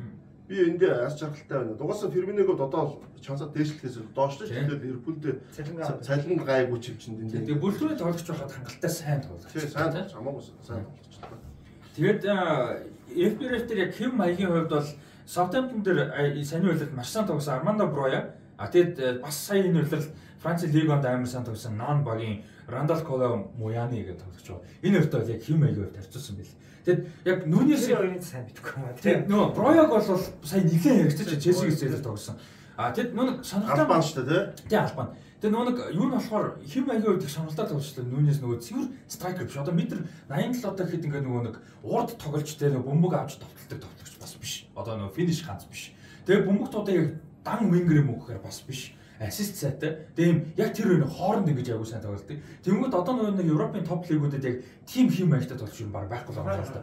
Хуур байгаа юм байна л да. Ер нь одоо яг ийм хим маягтай болцохоор тактик илүү зөгч байгаа. Тэгээ бид нар ингээд бас яг анзаарах хэрэгтэй. Левандовски тэр Кейнч тэр яадаг вэ? Одоо ер нь бол хоёр зүгээр тоглолцоод шаардлагатай болж буцдаг болж байгаа. Тэгээ Кейн бол бүр плеймейкер 18 дээр тоглодог болсон шүү. Левандовски ч гэсэн бас их тэгж. Левандовски яг нэг хин хоёр, Сане хин хоёр орсон үед тэгээ Гнабри хоёр орсон үед. Тэнгүүд одоо Ливерпулийн тоглолт 2 дахь хүртэл амар болж эхэлж байгаа байхгүй. Одоо нөө Санах ч юм уу Луистас ч зүгээр орж ир дамжуулахад бол манай ч юм уу Фермино биш арай өндөртэй метр 87 одоо нөхөр зогсож байгаа. Тэр жүжигчийн тоглолт бол самаагүй сайн шүү дээ. Тэгээд нэг юу л гэдлээ л та би бас нэлээд хэдэн анализ уншлаа бас үзлээ Нүнес дээр. Тэгэд яг мань хүний нөгөө яг тим хүлээлт их байгаа даа өндөр биетэй. Тэгээд мань хүний тоглолт нэрс тим биш гэдэг байхгүй гол. Нэлээд өөр ингээд нөгөө Александр Исак мсаж. Андрей шиг юм шүү. Тийм Андрей шиг Исак. Андрей явахгүй юу да. Яг ч Андрей шиг тим хурдан бол биш. Тийм хурдан бол. Тэгэхээр ер нь санааны хувьд бол Андрей л байхгүй юу тийм зүүн зүгээрээс. Андрей ч метр 87 8 шүү дээ. 80. Тийм ер нь бол тим болчиход байгаа байхгүй. Гэхдээ Андрей шиг хурдан бол биш. Андрей ч 88 байх шүү. Трезега ч нэртэй. Тийм 90 Андрей ч 89 юм байна. Тэгээд яг гой сонирхолтой юм бол яг нөгөө гэрээ хилцлийн Майкл Эдвардс гэж одоо спортын захирал бол аюул олон жил сайн маш олон 8 минутыг хариуцлаа шүү дээ. Тэгээд энэ жил гэрээнд дуусаад дуусч байгаа. Тийм. Ливерпул. А тэгээд араас нь бол сая нэг дуусч байгаа шүү дээ. Вудворд. Тэгээд одоо юу Жулиан Ворд гэж яг нөгөө туслах байсан. Залуу бол сая 1 сараас одоо Луис Диазын жишээ 8 дээр ажилласан. Яг хариуцаад эхэлж байгаа. Тэгээ мань хүн бол яг энэ гэрээний юг бол хариуцаж ажилласан. Тэгэхээр мань хүний тий яг одоо яг мань хүн цэвэр хариуцаж ажилласан. Ихний том 8 гэсэн. Луис Диаз дээр бол Майкл Эдвардс ажилласан. А тэгэд нэмж дуртай сонирхолтой мань хүний нөгөө талд хариуцаж ажилласан үнэн Бенфикагийн ерөнхийлөгч Руй Кошта байгаа. Мануэл Руй Кошта бол одоо Бенфика клуб ерөнхийлөгч ажиллаж. Бас энэ зөвхөн дуртай сонирхолтой болоо гэж бодсон. Гоё төгсөж байсан. За тэгээ өнөөдрийн сүүлийн 8-ны дуртах бол бас маш том 8 аа. Энэ зууны хамгийн том 8-нуудын нэг Аурелиан Чомени гэж одоо төвийн ах хамгаалагч. Энэ жил 22 настай төвийн ах хамгаалагч, Франц төвийн ах хамгаалагчийг бол Реал Мадрид 80 сая евроор худалдаж авсан байна. 2000 он төрсэн хамгаалагч чиглэлийн ах хамгаалагч ер нь л гэхдээ бокс то бокс бас тоглож чаддаг. За ер нь бол энэ үйлдвэрлэлийн хэв маягаар бол Тиаго Алкантара болон Вильям Карвалио хоёртой харьцуулсан байсан. Тэгэхээр яг энэ ч харж байгаа. Вильям Карвалио илүү хойш тоглолт, Алкантара арай урагшаа тоглолт. Тэгээ энэ хоёртой ер нь бол ойролцоо. Дамжуулт маш сайтай. За ер нь шаардлагатай бас хаяада нэг гол хийждэг тийм. Бордогоос гарч ирсэн. За тэгээ Монакод 2 жил тоглохдоо 95 тоглолтод 8 гол хийсэн. Бас хамгаалагч чиглэлийг гэхэд бас давгүй тийм. 9 10 тоглолтод 1 гол хийждэг. Франц их шогт Атлетик тоглолтод эхэлсэн. Гарааны тоглолт ер нь бол болцсон байна. Саяны хэд хэдэн тоглолт. Энэстэй юу нөхөрлөлтэй. За ингээд ийм тоглолч бол гарч ирж байна. За энийг юу гэж харж байна энэ 8-ыг Реал Мадрид бол одоо Касемиро кросс юу гурыг модерч гурлыг орсон шүү дээ. Валверде, Камавинга, Чомени гэж гурав. Энэ айгу 100 газар 8 байлээ. Одоо Реалын бол төвийн хасаар. Одоо нөө Модрич ч бол одоо юу гэж чинь бүх хөлөрлийн угаас 90 минутанд тоглохгүй шүү дээ. Айгу амар тоглоно угаас наасан ч авцсан. Тэгэхээр энэ одоо яг нөө дараагийн үеийн бэлдэж чинь л та тийм. Кросс ч гэсэн одоо нөгөө нэг угаасаа хурдтай тоглогч байгаагүй. Тэгээд одоо бүр удаан болцсон. Хажууд нь илүү их гүдэг хүн зэрэг тоглож ээж кроссын тоглолт. Наа ч нөгөө Валверде нөгөө Камаминга хоёр бодхомд илүү найруулга талдаа сайн тоглож байгаа байхгүй. Тэгээ ер нь бол тийм илүү пастай тийм илүү найр. Тэгэхээр энэ чи яг зөв хүнээ авчиж байгаа байхгүй. Одоо юу гэж чинь энэ Валверде шиг хурдан байна те олон байрал жигүүр тоглолт төв тоглолт олон байрал тоглолт Камаминга шиг бас техниктэй тэгээд тоглож болж байна. Тэгвэл одоо энэ яг ч найруулга төр хүн хэрэгтэй байгаа байхгүй. Одоо Реалын бүрэлдэхүүн их гоё болж эхэллээ шүү дээ. Урдаа Винишиус Родриго хоёр байна. За Бензема бол нэг үйл тоглоом тодорхой. За араас нь Мбаппе гэж авах уу болох уугүй. Мбаппе бол гэрээ сунгасан ч гэсэн тэгээд ер нь бол 2 жилийн гэрээ сунгасан санагдаад байна. Би буруу санааг бол тэгээд ер нь бол нэг удахгүй. Өстөө нөө Франц эх орн учраас нөө бүр ерөнхийдөө ч нүрт гуйсан шүү дээ. Тэгж гуйж байгаад үлдээсэн. Яг бол Paris Saint-Germain одоо яг нийслэлийн нэртэй одоо энэ баг бахад тэдний хувьд Месси, Неймар тэгээ үндэ Месси одоо насны явж байна. Неймар ерөнхийдөө бас явж байна шүү дээ. Ер нь бол их гэмтдэг явах магадлал өндөртэй бас нүүр царай болоод татгалж мөн үү биш үү те. Тэгээд дээрээс нь Катарын хувьд ч гэсэн маш том бас шийдсэн байна шүү дээ. Амбиц нөгөө суперстараа хадгалж өгөхгүй бол энэ жил чинь одоо дэлхийн аварга нүүр царай нь болох хэрэгтэй байна те. Зөндөө бол юм л давцлаа л да.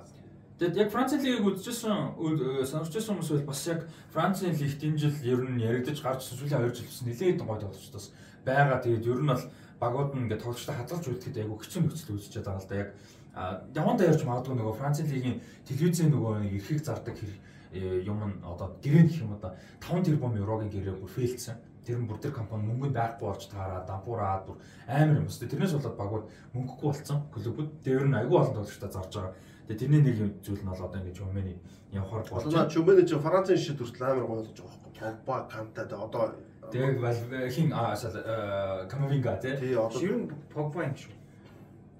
За Погба шиг бас яг тийм хүчтэй тоглолттой бас яг биш шүү. Тий. Погба ч нэг тийм яг нөгөө гой формтой үедээ амар гой хүчтэй тоглолттой шүү дээ. Тийм бол бас яг биш. Тэгвэл бас бол талтай л юм тий. Ер нь бол хурд тийм амар хурд юм л. Удаан бол биш л тий. Гэхдээ нэг тийм дундаж гэх юм уу даа тийм. Хурд нь бол онцгой юм биш тий. Метр 85 өдөртэй уул нь бол өндөр. Ийм тоглогч бол байгаа. Тэгээ ер нь хойноос гой найруулж чаддаг юм тоглогч байгаа. За тэгээд Марсело явахаа зарласан. Марселогийн хувьд бол тэгээ 16 жил тоглолоо. Реал Мадридэд хурдтай байна. Тэ 16 жил нэмэтэд өнгөрсөн. Робиньотыг адилхан гэж харж ийлээ. Саяхад ирчихсэн шүү дээ. Марсело. 16. Роберто Карлосын залгамж халаа байж чадлаа тий. Бүр давууллаа шүү дээ Марсело хувьд. За тэгээд энэ хугацаанд бол 16 жилд 25 цомыг өргөсөн байна. Реал Мадридийн хамт. 25 цом нь бол Реал Мадридийн түүхэн рекорд юм. Ийм агуу түүхтэй багийн тий хичнээн домог тоглогчтой байдаг үлээ. Тэгэхэд энэ дунд одоо рекорд нэм 25 цом өргөсөн. Шигшээдэл нэг явсан гоо тий Марсело. Тийм тий. Шигшээ одоо амжилт муутай үед таа тий Неймарын хоёр бол айлал нь. За Реал Мадридийн төлөө 546 тоглолтод оролцсон бүх тэмцээнд 38 голыг оруулж байж. Тэгэд манай хэлсэн байсан л да. За би бол одоо зодог тайлахгүй. Тэгээ би бол одоо тоглож чадна гэж бодож байна. Тэрэндээ ихтэй байна. Би бол фит байна. Тэгээ дээрэс нь Реал Мадрид эсрэг тоглох бол надад сонирхол одоо асуудал биш. Би бол мэрэгжлийн юм тий. Хичнээн би Реал Мадрид хайртай. Би бол Насара Мадридиста байна. Үлдсэн Насара. Гэхдээ Реал Мадрид эсрэг тоглох надад сонирхол би мэрэгжлийн юм тий. Ажиллаа хийж байгаа. Тэр сонирн биш. Тэгээд дээрээс хэлсэн шүү дээ. Тэг зүг баггүй тий мэрэгжлийн хүмүүс чинь. За тэгээд дээрээс нь нөгөө нэг Реал Мадридаас бол нэг холдохгүй хаягаад тэгвэл одоо юу хүн бас Реал Мадрид хактай тоглож байгаа юм байна. Хүүгээ үзээл яваад байна. Тий тэгэхээр ер нь бол Реал Мадрид. Райо Вальканд орчмоор шүү. Хажууханд байгаа шүү дээ. Тий тэгээд юу тухайн Марселог ирдэг хүчин Сесиньо бас байсан шүү дээ. Тий. Тэгээд хоёр барьцыг жигүүртэй болж байгааг ярьж байсан. Татхан Сесиньо гараад байна шүү дээ. Тэгээд Сесиньо ч баруун яваагүй дээ Сесиньо бол. Дэлхийн аврагч нь Сесиньо чи юунд орж ижсэн шүү дээ. 6 онд Кафогийн тэр гэхдээ Кафог гэж Сесиньо гарах байсан юм бол дэлхийн авраг. Яг тэр үед аа. Тий тэр үед бол Сесиньо гарахсан. Айгуу сайн байсан гэж. За тэгээд ийм домогт тоглогч бол явахаар болж байна. За зүүн зүгээрийн хамгаалагч байрал дээр одоо ер нь яахаар болж байгаа бол юу гэж бодож байна. Одоо тий регулион ч зээлэр байж байгаа Тотнхэм жигэлцэн санагдаж байна. За тэгээд Мигел Родригес үлээ нэг тийм залуу хөвгт бол байгаа 18 настай шууд бол тоглохгүй байх. Тэгээд зүүн зүгээрийн хамгаалагч дээр одоо тоглогч 8 хийх болов юу гэж бодож байна. Одоо яг үндсэн тийм том тоглогч байхгүй байх шүү дээ зүүн зүгээрээ. Одоо хэм Менди явна шүү дээ тий. Яг Алаба болохгүй л орчин тий. Тэгэхээр ер нь бол энэ үлрэлтээ бол энүүгээрээ л үлсэн л гэж байна. Гэхдээ яг нэг Мендигийн сэлгэнд нэг нөхөр авах уу.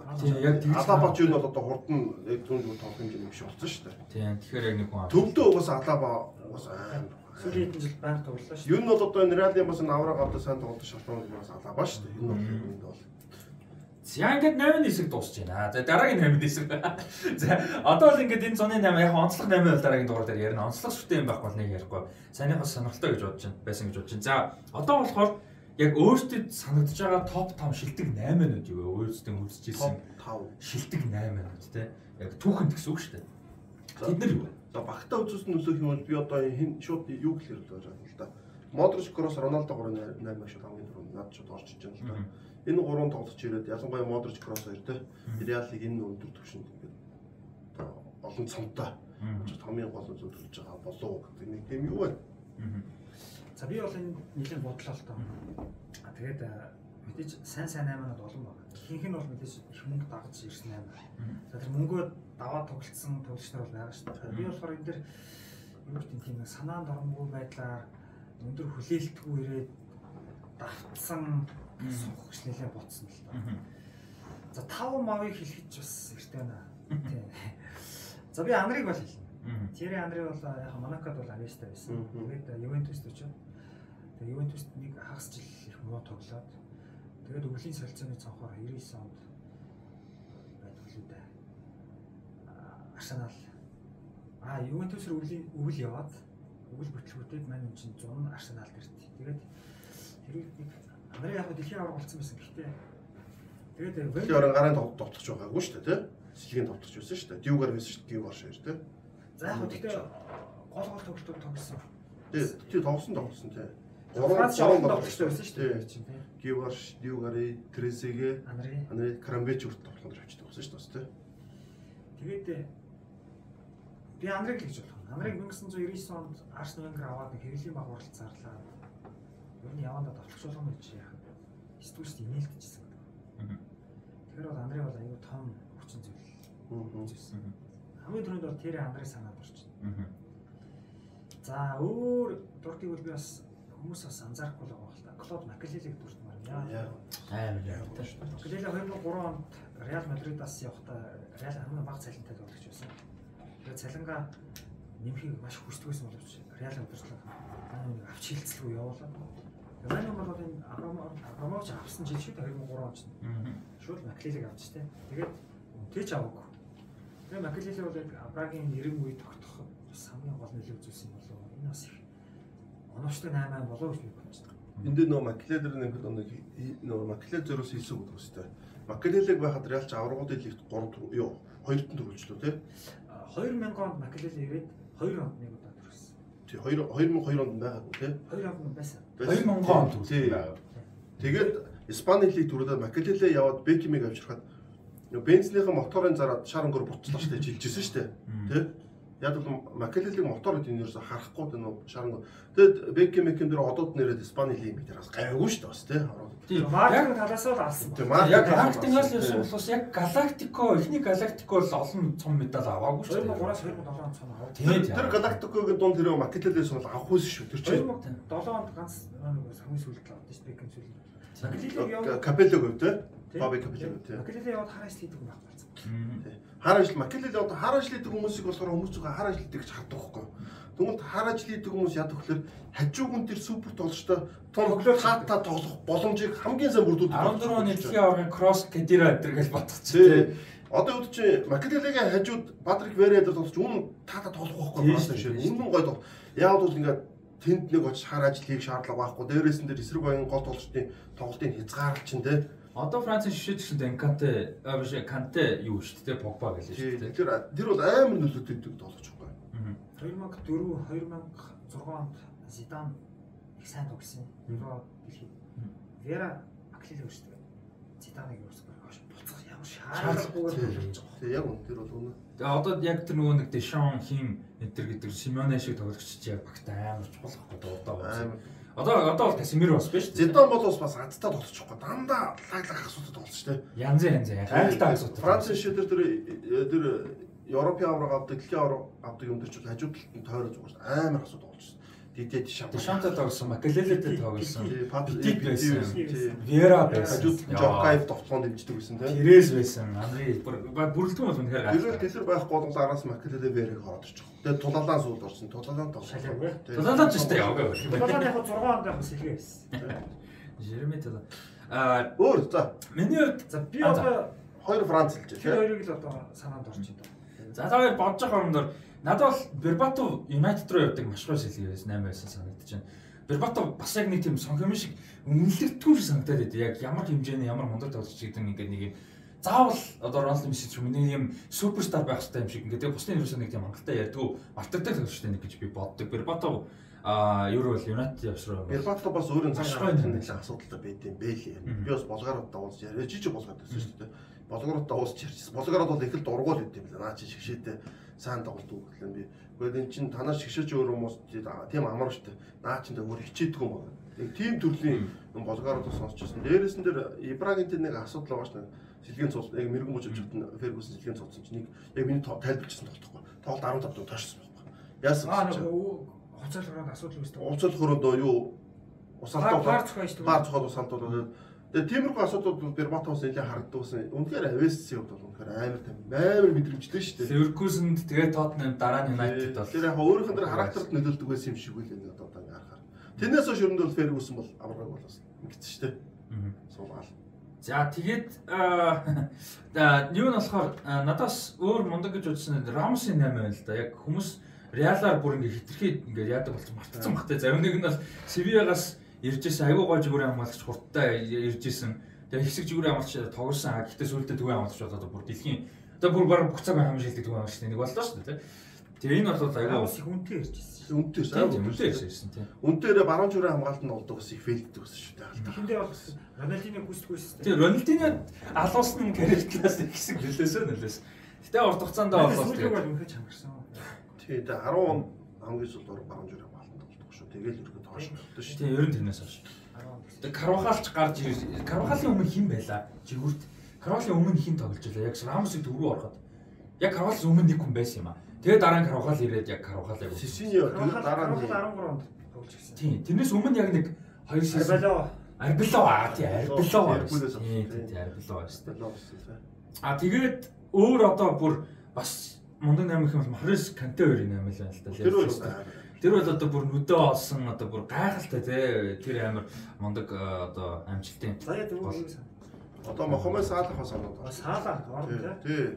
Ромагаас ирээд тэр чинь ерөөдөө явжсэн, унжсэн карьер шүү дээ. Тэгвэл Де Бройне унжсэн гэж тэгтээ ярих уу?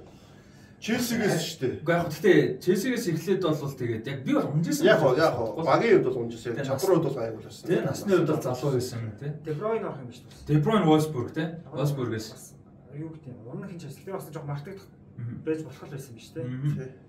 Яг энэ нийтийг бас яг жоохон яг тэр Махрес Канте хоёр бол бас айгуу гоё орчиж байгаа хөөх. Яг тэр хоёр бол үнэхээр Лестерийг авраг голох цоо хоёр тоглож тэр шүү дээ. Тийм шүү дээ. Хамгийн одоо Варди тэр гурвал хамгийн гол одоо юу байсан шүү дээ. Гол нөлөө тэр байна. Нөлөөнөөс гахалтай 8 минут гэж бодож байна. Өөр тайд санд орж байгаа гоё 8 минут байна. Одоо чинь Ривалто Барсад ирж хахад хэр ер нь юутэйс та тэрийг сандаг. Одоо би жоохон байсан болохоор арай л ирж ирсэн санахгүй болохоор ямар нөлөөтэй байсан санаж байна л да. Роналдог Интерт зараад 97 онд хамгийн өндөр шууд шахаад хүчээсэн байл. Тэр үедээ зүгээр яг мэд хүч зүгээр сүлд ингээд жоох уншиж байгаа. Роналдог өндөр юуны Антони авт тэр бол амар шүү дээ. Тэр бол супер. Тэр бас гоё юм та.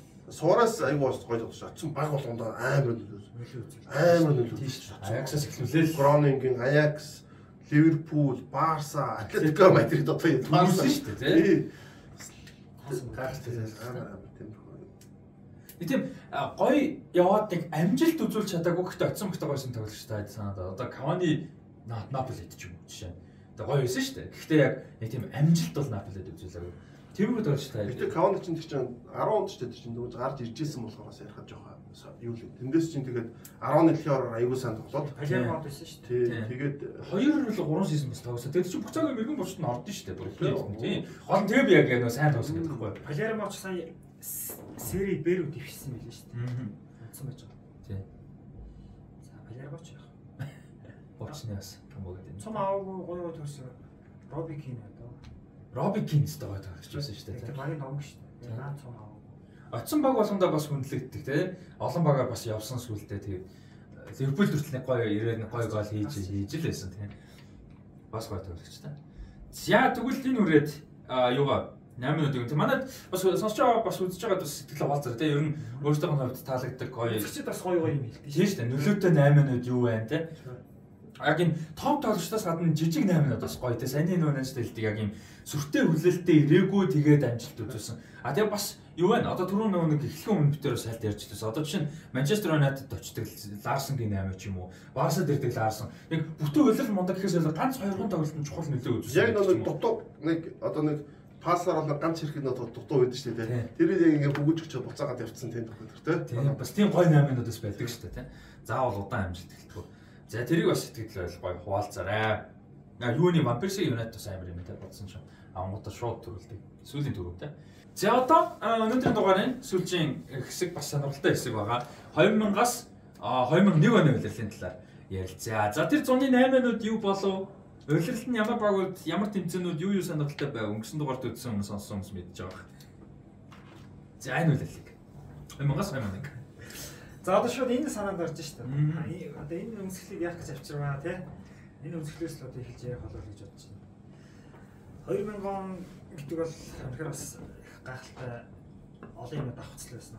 Шинэ мянган 30 мянган мянганы давхцал байлаа шүү дээ. Тухайд бүх юмыг л одоо мянган гэж авч үздэг.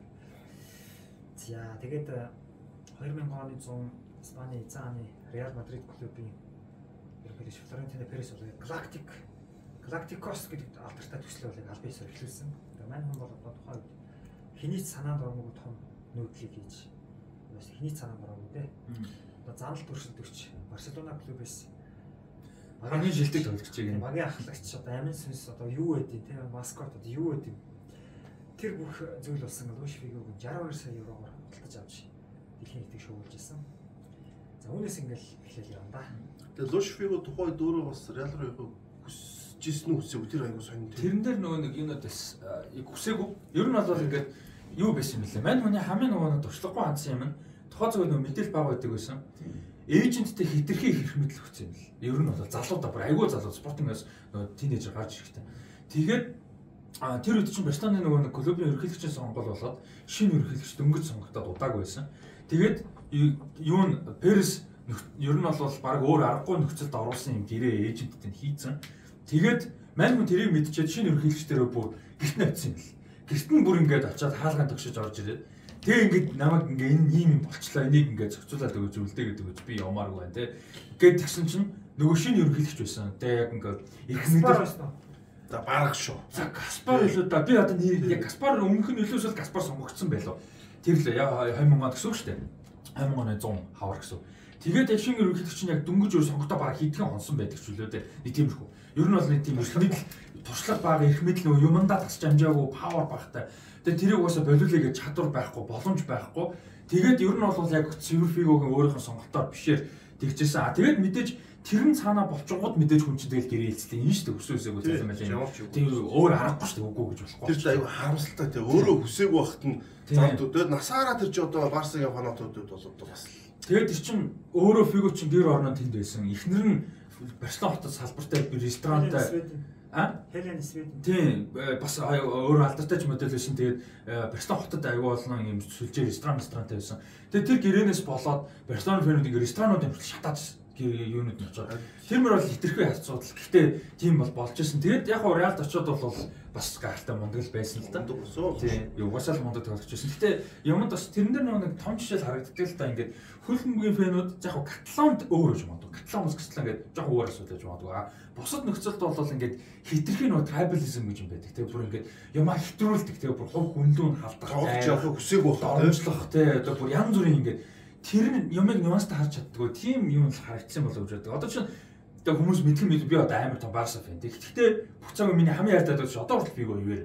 Тэр ингээд Реал руу явсан нь бол надад тэр сэтгэл өвдөх юм бол байдаггүй. Тоглогчийн хувьд бол тэр гайхалтай л шивэрээ байсан. Тэгэхээр нэг тийм жоохон нюанстай хандах хэрэгтэй болов уу гэж боддог. Тэр Фиго тэр үед өөрөө бас нэг хэвлэлийн багаар хэлэх. Би бас явах хүсээгүй яг нөхцөл байдал ярих хэрэгтэй юм шиг байна тий. Хүмүүс шууд ямаач гарах хэрэгтэй тийм. Тэр гахааны толгой болгож ёо тэр та амар. Тэр одоо сая ингээ процедур бол нэлээ эвгүй шүү дээ. Фиго ч юу юм бэлээ? Яг Еврод явахын өмнө 2000 онд Евро болж байгаа шүү дээ. Еврод явахын өмнө бол аюу ихтэйгээр Барсаас явахгүй гэж хэлсэн. Хамгийн юм. Тэгээд нөгөө нэг маань чи ингээд явж ахаар янз янз болоо. Дээгүүн ажил явцсан. Тэгээд тэр үгэндээ бас нэлээ орогдчихсон. Тийм юм байна. Нэлээ орогдсон. Тэгээд тэр бас аюу том туршлага болж байгаа юм л да дараагийн тоглогчдод. Эйженттэй хитрхи том эрх мэдэл өгч болохгүй юм байна те. Бас нөгөө эйжент бол мөнгө бодож байгаа шүү. Тийм ойлгомжтой мөнгө бодно. Тэгээд дээрэс нь нөгөө нэг одоо юу яаж болохгүй нөгөө медиатай одоо нөгөө одоогийн орчин үеийн тоглогч чинь сурчаараа нөгөө сэтгүүлчтэй харилцдаг тасалжуулалт хийдэг бэлтгэл хийлгэж байдаг. Ямар үед юу ярих вэ? Тэгээ яаж хариулах вэ гэдэг. Тэр үе тийм юм баг байсан тий. Тэгээ тэр үе зүгээр ингээд хөөрлөөр тэгээ угаасаа л багийн ахлагч чинь хайртай өө явахгүй байхгүй гэж. Тэгээ тэр нь ингээд дараа нь ингэдэг. Одоо бол тэгж одоо салаа хүртэл урьдчилан ч гэсэн асуугаад ихгүй байгаас тий. Өө би бай хаппи ирээдүй юу болох юм мэдгүй гэдэг. Нэг бүрг тий. Тийм. Тэр чинь болохгүй байхгүй. Хичнээн өөрөө дуртай байсан ч гэсэн өөрөөс нь өөрийнх нь гарт одоо хамааралгүй те өөрийнх нь эрх мэдэл мэдгүй юм болох нөхцөл маш их гардаг учраас зэрэг нь удаа авчвал яах гэж тоглогч тийм биз дээ. Тийм шүү дээ. Тэгэхээр тэгэл хэцүү болчихсон байхгүй. Тийм байдаг нөхцөл гардаг учраас бас ингээд тоглогчд бол одоо ингээд амар бүр хилдэг. Хичнээн тогтцсон байсан ч гэсэн бүр хилдэг болчиход. За бид нар тэг өмнөх нэвтрүүлгийн үеэр бас ярьжсэн 1999 оны 100 Кристиан Вериг, Интери Массимо Моратти, Лациогоос 49 сая евро орчмоор авч дэлхийн дэд амжилтыг тогтоосон бол ингээд дараачлан буюу одоо 2000 онд Луиш Фигог Реал Мадрид 62 сая евроор шилжүүлж бас дэлхийн хамгийн өндөр хөлбөмбөгч болгож байлаа. Яас янзын 8 шүү. Яг амжилт олсон 8-нууд энийг те. Тийм амжилт олсон. За тэгээд 2000 оны 100 бас их мундаг 8 явсан. Энд одоо дахиад Италийн хөлбөмбөг ярихгүй болов. Италийн хөлбөмбөг чи ямар галзуу байлаа те. Одоо Аргентины агуу домогт товтлогч Габриэл Батистута Фиорентина клубт одоо 9 жил тоглоод тэгээд мань хүн бол Скудетто хүртэж чадахгүй нь бол ер нь ойлгомжтой болсон. Насанд явж эхэлсэн. Явж эхэлсэн. Мань хүн 69 оноос 30 гараад эхэлсэн. 31 хүрээд эхэлсэн. Тэгээд яг нь 99-с 2000 оны өдрөлт Фиорентина клуб аврагын лигт ороод тоглолцсон. Тэгээд мэдээж яг аврагын лигт тоглосон нэг ингэж бодд юм бэл. Нэг аврагын лигт тоглож үзчихээн. Дараа удирдал нь баг нэг бохгүй шүү дээ. Тэгэхээр аврагын лигт тоглохыг л хүссэн. Яг. Тэгээд мань хүн ч бол 2000 онд бол ерөөсөө явна. Яг тоглож үзсэн юм шиг байлаа. Үдсэн юм бэ гэж байгаа. Гэтэ аргагүй тий. Тэгээд 2000 оны 100 угаасаа мань хүн явахыг хүссэн. Тэгээд Италийн Рома клуб гэж хоёр явж исэн. За тухайн үед бол бас нэг 36.2 сая евро гэж байгаа юм да. Энэ бол одоо 30-аас дээш насны тоглогчид төлсөн хамгийн өндөртэй нөхөн төлбөр гэж явж байгаа. Гэтэ Бати бол үүргээ гүйцэтгсэн. За энд бол Италид нэг бас чухал юм болсон. Тэгээ 2000 оны 100 Батистута Фиорентинаас Ромад ирж. Рома гэдэг нь мундаг бүрэлдэхүүн. Тоти, Монтелла, Кафо, Кандела, Эмерсонтэй баг тэгээ тасгалж өгсөн Фабио Капелло. Яг Ромад Валтер Самуэль Батистута хоёрыг авч. Самуэлийг. Хоёр яг тэнийг хамгаалагч нэг тоглогч. За тэнгууд бидээс 2000 онд ч Лацио төрүүлчихсэн байсан. Гэхдээ энэ их сони юм бол юу гэхээр 2000 оны 100 Еврод Англи их муу тоглосон шүү дээ. Тэгээд англичууд Кевин Киган яг шүүмжлээд хэсгэж гаргаад. Тэгсэн чинь яг 2000 оны намар 2002 оны дэлхийн аврал шалралт тэмцээний эрхийн төлөв тэмцээн эхлээд Англи нутагта Германд нэг дээр очиж байгаа. Тэнгууд одоо Английн фанат тесэрсэн. За тэр бол Кристиан Цэгийг олдох шүү дээ. Янкер гол гэж санагдаад. Тийм илүү. Янкер 5-1 дээр. Тийм. Янкер 5-1 дээр ихтэй гол гэдэг. Тэгээд тийм за эзэг шүү. Цэгийг чинь зүүж нөгөө болж болов. Ер нь зүүнээс тоглож. Зүүн хөлтэй тийм. Тэгээд санаад байна. Юу ч нөгөө нэг баларч байгаа. Англич. Тэгээд Киганыг халаад тэнгууд нөгөө нэг англи тасгалж өгч болоод. Тэнгууд англи хэнийг авсан бэ гэхээр Лацагийн. Свен Горан Эриксныг аваад. Тэнгууд Лацио хөндлөлтөнд орж. За яг энэ мөчлөгт Рома тогсоор хагаад 1983 оноос хойш анх удаа түүхэнд 3 дахь Скудеттог хүртэж. За тэр 2000-аас 2001 оны удирдлын бас их онцлог баг Батистута Рома хийсэн. Батистута 20 гол хийсэн. Тэгээд Батистута одоо баг дэлхийн аврал шалралт тэмцээн гэдэг одоо Италийн Сери А 10 дахь жилдээ тоглож байна. Мөрөдлөг биелүүлж. Тэгээ тэрнээс хойш бол Рома төрүүлээгүй. Тэ? Тэгээ тэр айгу Батистута том баг. Тэрс том баг одоо сонирхдаг үстэй аюу сайн тоглож. Тийм. Тэгээд Фиорентинад өөрөө үнэнч байсан л да. Фиорентинад унсан шүү дээ. Сери Б рүү унахад үлдсэн. Өөрөө бүр зорж ингэж буцаж авч гарна гэж үлдчихсэн. Тэгээд Сери Б-ийн мэрэгэн бууч болоод буцаж гарсан. Сери А дахиад мэрэгэн бууч. Тийм дахиад мэрэгэн бууч болж исэн. Тэр жил чим Интер Милан ихний 3-д ороо Парма орж ирдэг үстэй тий. Итали одоо баг дэлхийн аврал шалралт Парма. баг дэлхийн аврал шалралт тэмцээн гэдгийг хэлэх гээд байгаа нэг шалтгаан за Рома төрүүлээ. Ювентус 2-т. Лацио 3-т. Парма 4-т ингээд аврагын лигийг авчлаа. Тэгэхээр цаана нь 5-д Интер, 6-д Милан, 7-д Фиорентина ороод UEFA-гийн цоныг ирэх авчлаа. 8-д Роберто Бажио Брешиа ороод Интер Тото цоныг ирэх авч байгаа байхгүй. амар тэр Итали амар байсан. Парма ч нөө Пармалат гэдэг сүүний үйлдвэр. Тийм Пармалат гэдэг нь яжсан. Монголд тэр үсгэл манай Эрдэнэтийн багчлал өсдөг ус тэгээд мэддэг болсон. Пармалат ямар байгаа гэдэг өснөө тэр Парма бол та. Пармагийн үсгэл бас чам байсан шүү дээ. Тий, тэгээ одоо яг Нанжтын Аргентин тоглогч нөө үнч байсан гэдэг гэж байгаа шүү дээ. Би дээрээс нэг тийм ярмаар санаа. Яг л ерөөсөө нэг ч баг хүндгүү сэдв шүү дээ. Хийдэж ирнэ юм шиг. Яг тэгэхээр нөө Аргентин ч өөрөө дэлхийн 2 дугаар дааны дараа айгүй юу яагаад одоо Патагоны одоо тал амар үржиж шимтэй Аргентин амар үржиж шимтэй шүү дээ. Тэнгүүд дэлхийн 2 дугаар даанаар хамгийн баяц улс Аргентин Америк ирэхгүй. Одоо Европт болж байгаа, Азид болж байгаа хамгийн гол хүнс бүх юм хийж ирсэн учраас зүгээр цум хийсэн. Дайны үед гэдэг ч юм уу ерөөсөө хүснэр юм аав шүү дээ. Тэр чинь айгүй эцүн. Айгүй том бизнес шүү дээ. Аргентин ч хүнсээрээ бүр цум хийгээд одоо Монгол төрөлд наран засгийн тосмос Аргентинаас орж ирдэ шүү дээ. Амар юу мундаг байхгүй Аргентин ч хүнсээрээ. Тэгээд Аргентин Америкч амар баяжсан. Тэгээ Аргентин ч амар их баяжд ирсэн нь Хуан Пирон гэдэг нөхөр чинь ерөнхийдөө ч нэг ард түмэн баахын тараагаад тэгээд хувийн юм тэгээд популизм гарч ирээ. Тэнгүүд Аргентин ч яасан бэ гэхээр энэ хөл өмгтэй холбоотой шүү манайхаа. Нөгөө цэргийн эргэлтүүд их гараад үдэл суртал амар олон юм болсон байхгүй.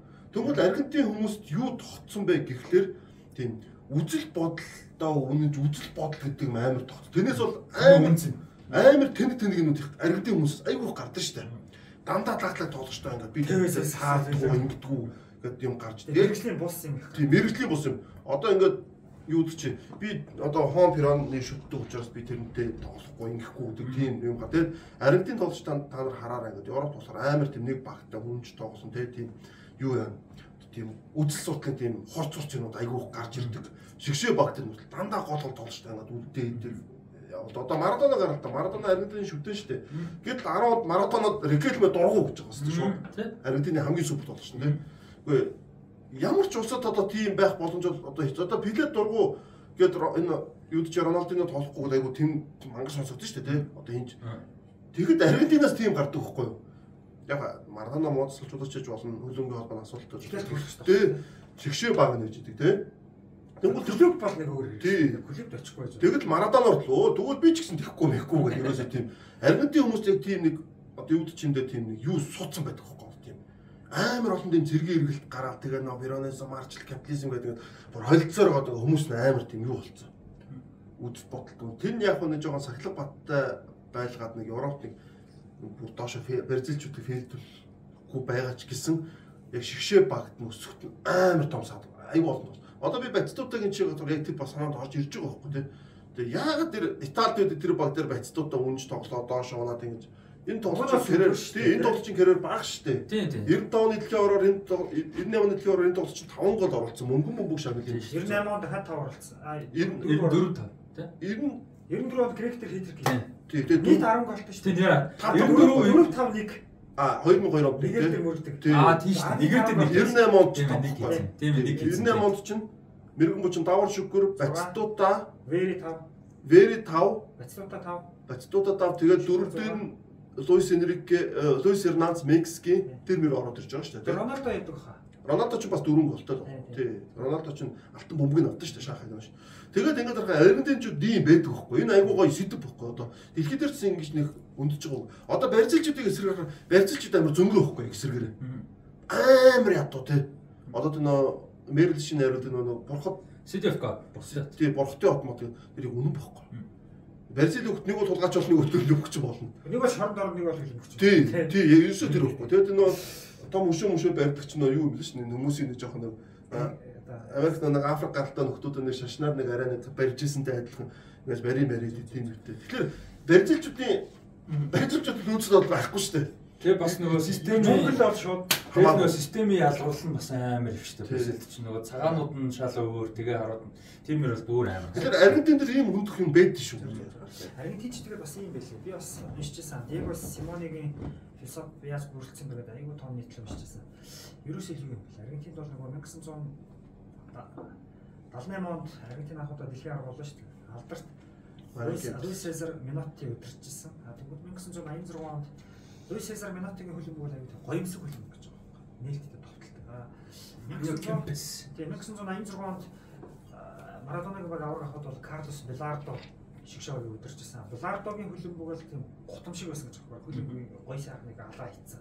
Эсвэл үр дүнгийн төлөө.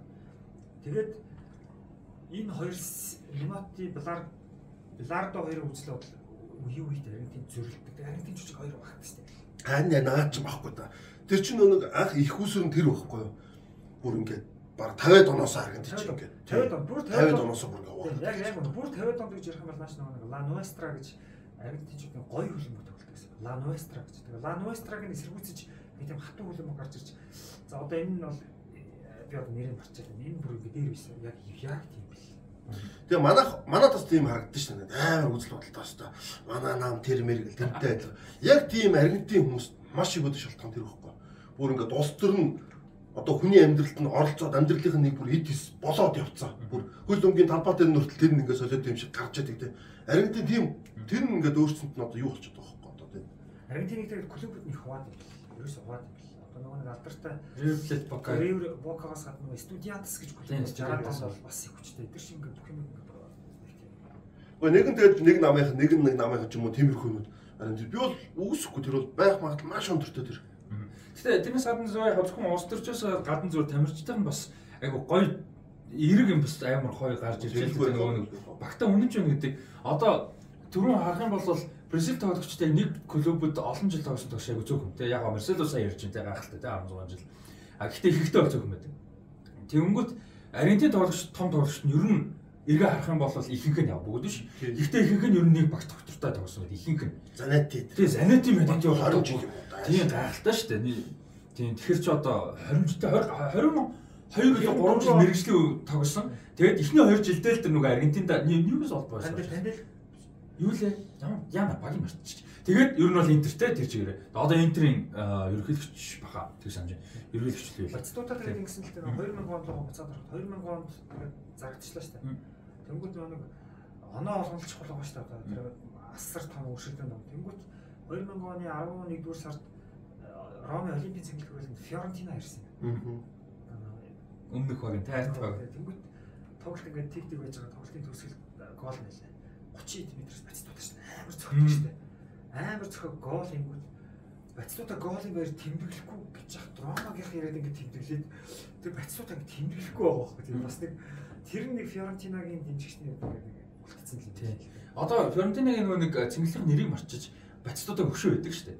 2014 онд авсан. Тийм Батистута ч одоо Фиорентинагийн угаасаа томгор нэмчихдээ бүр үнхээр бүх цаг үеийн томгор нэмч.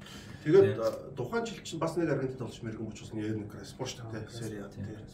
Тэгээд юуд чинь дээ 2002 онд хэсгээс хараагүй шүү дээ. Креспогийн араас чинь хин орж байгаа. Креспогийн араас Батистута байгаа. Кейса байгаа. Юун дээр? Мэрэгэн болчихсон тий. Тэгээ Вери байгаа. За тэгээд нэг сайн тоглож. Шевченко орчихсон тий. Кейса гэж ской тоглож байсан. Кейса бас Италийн шид чадаагүй шүү дээ.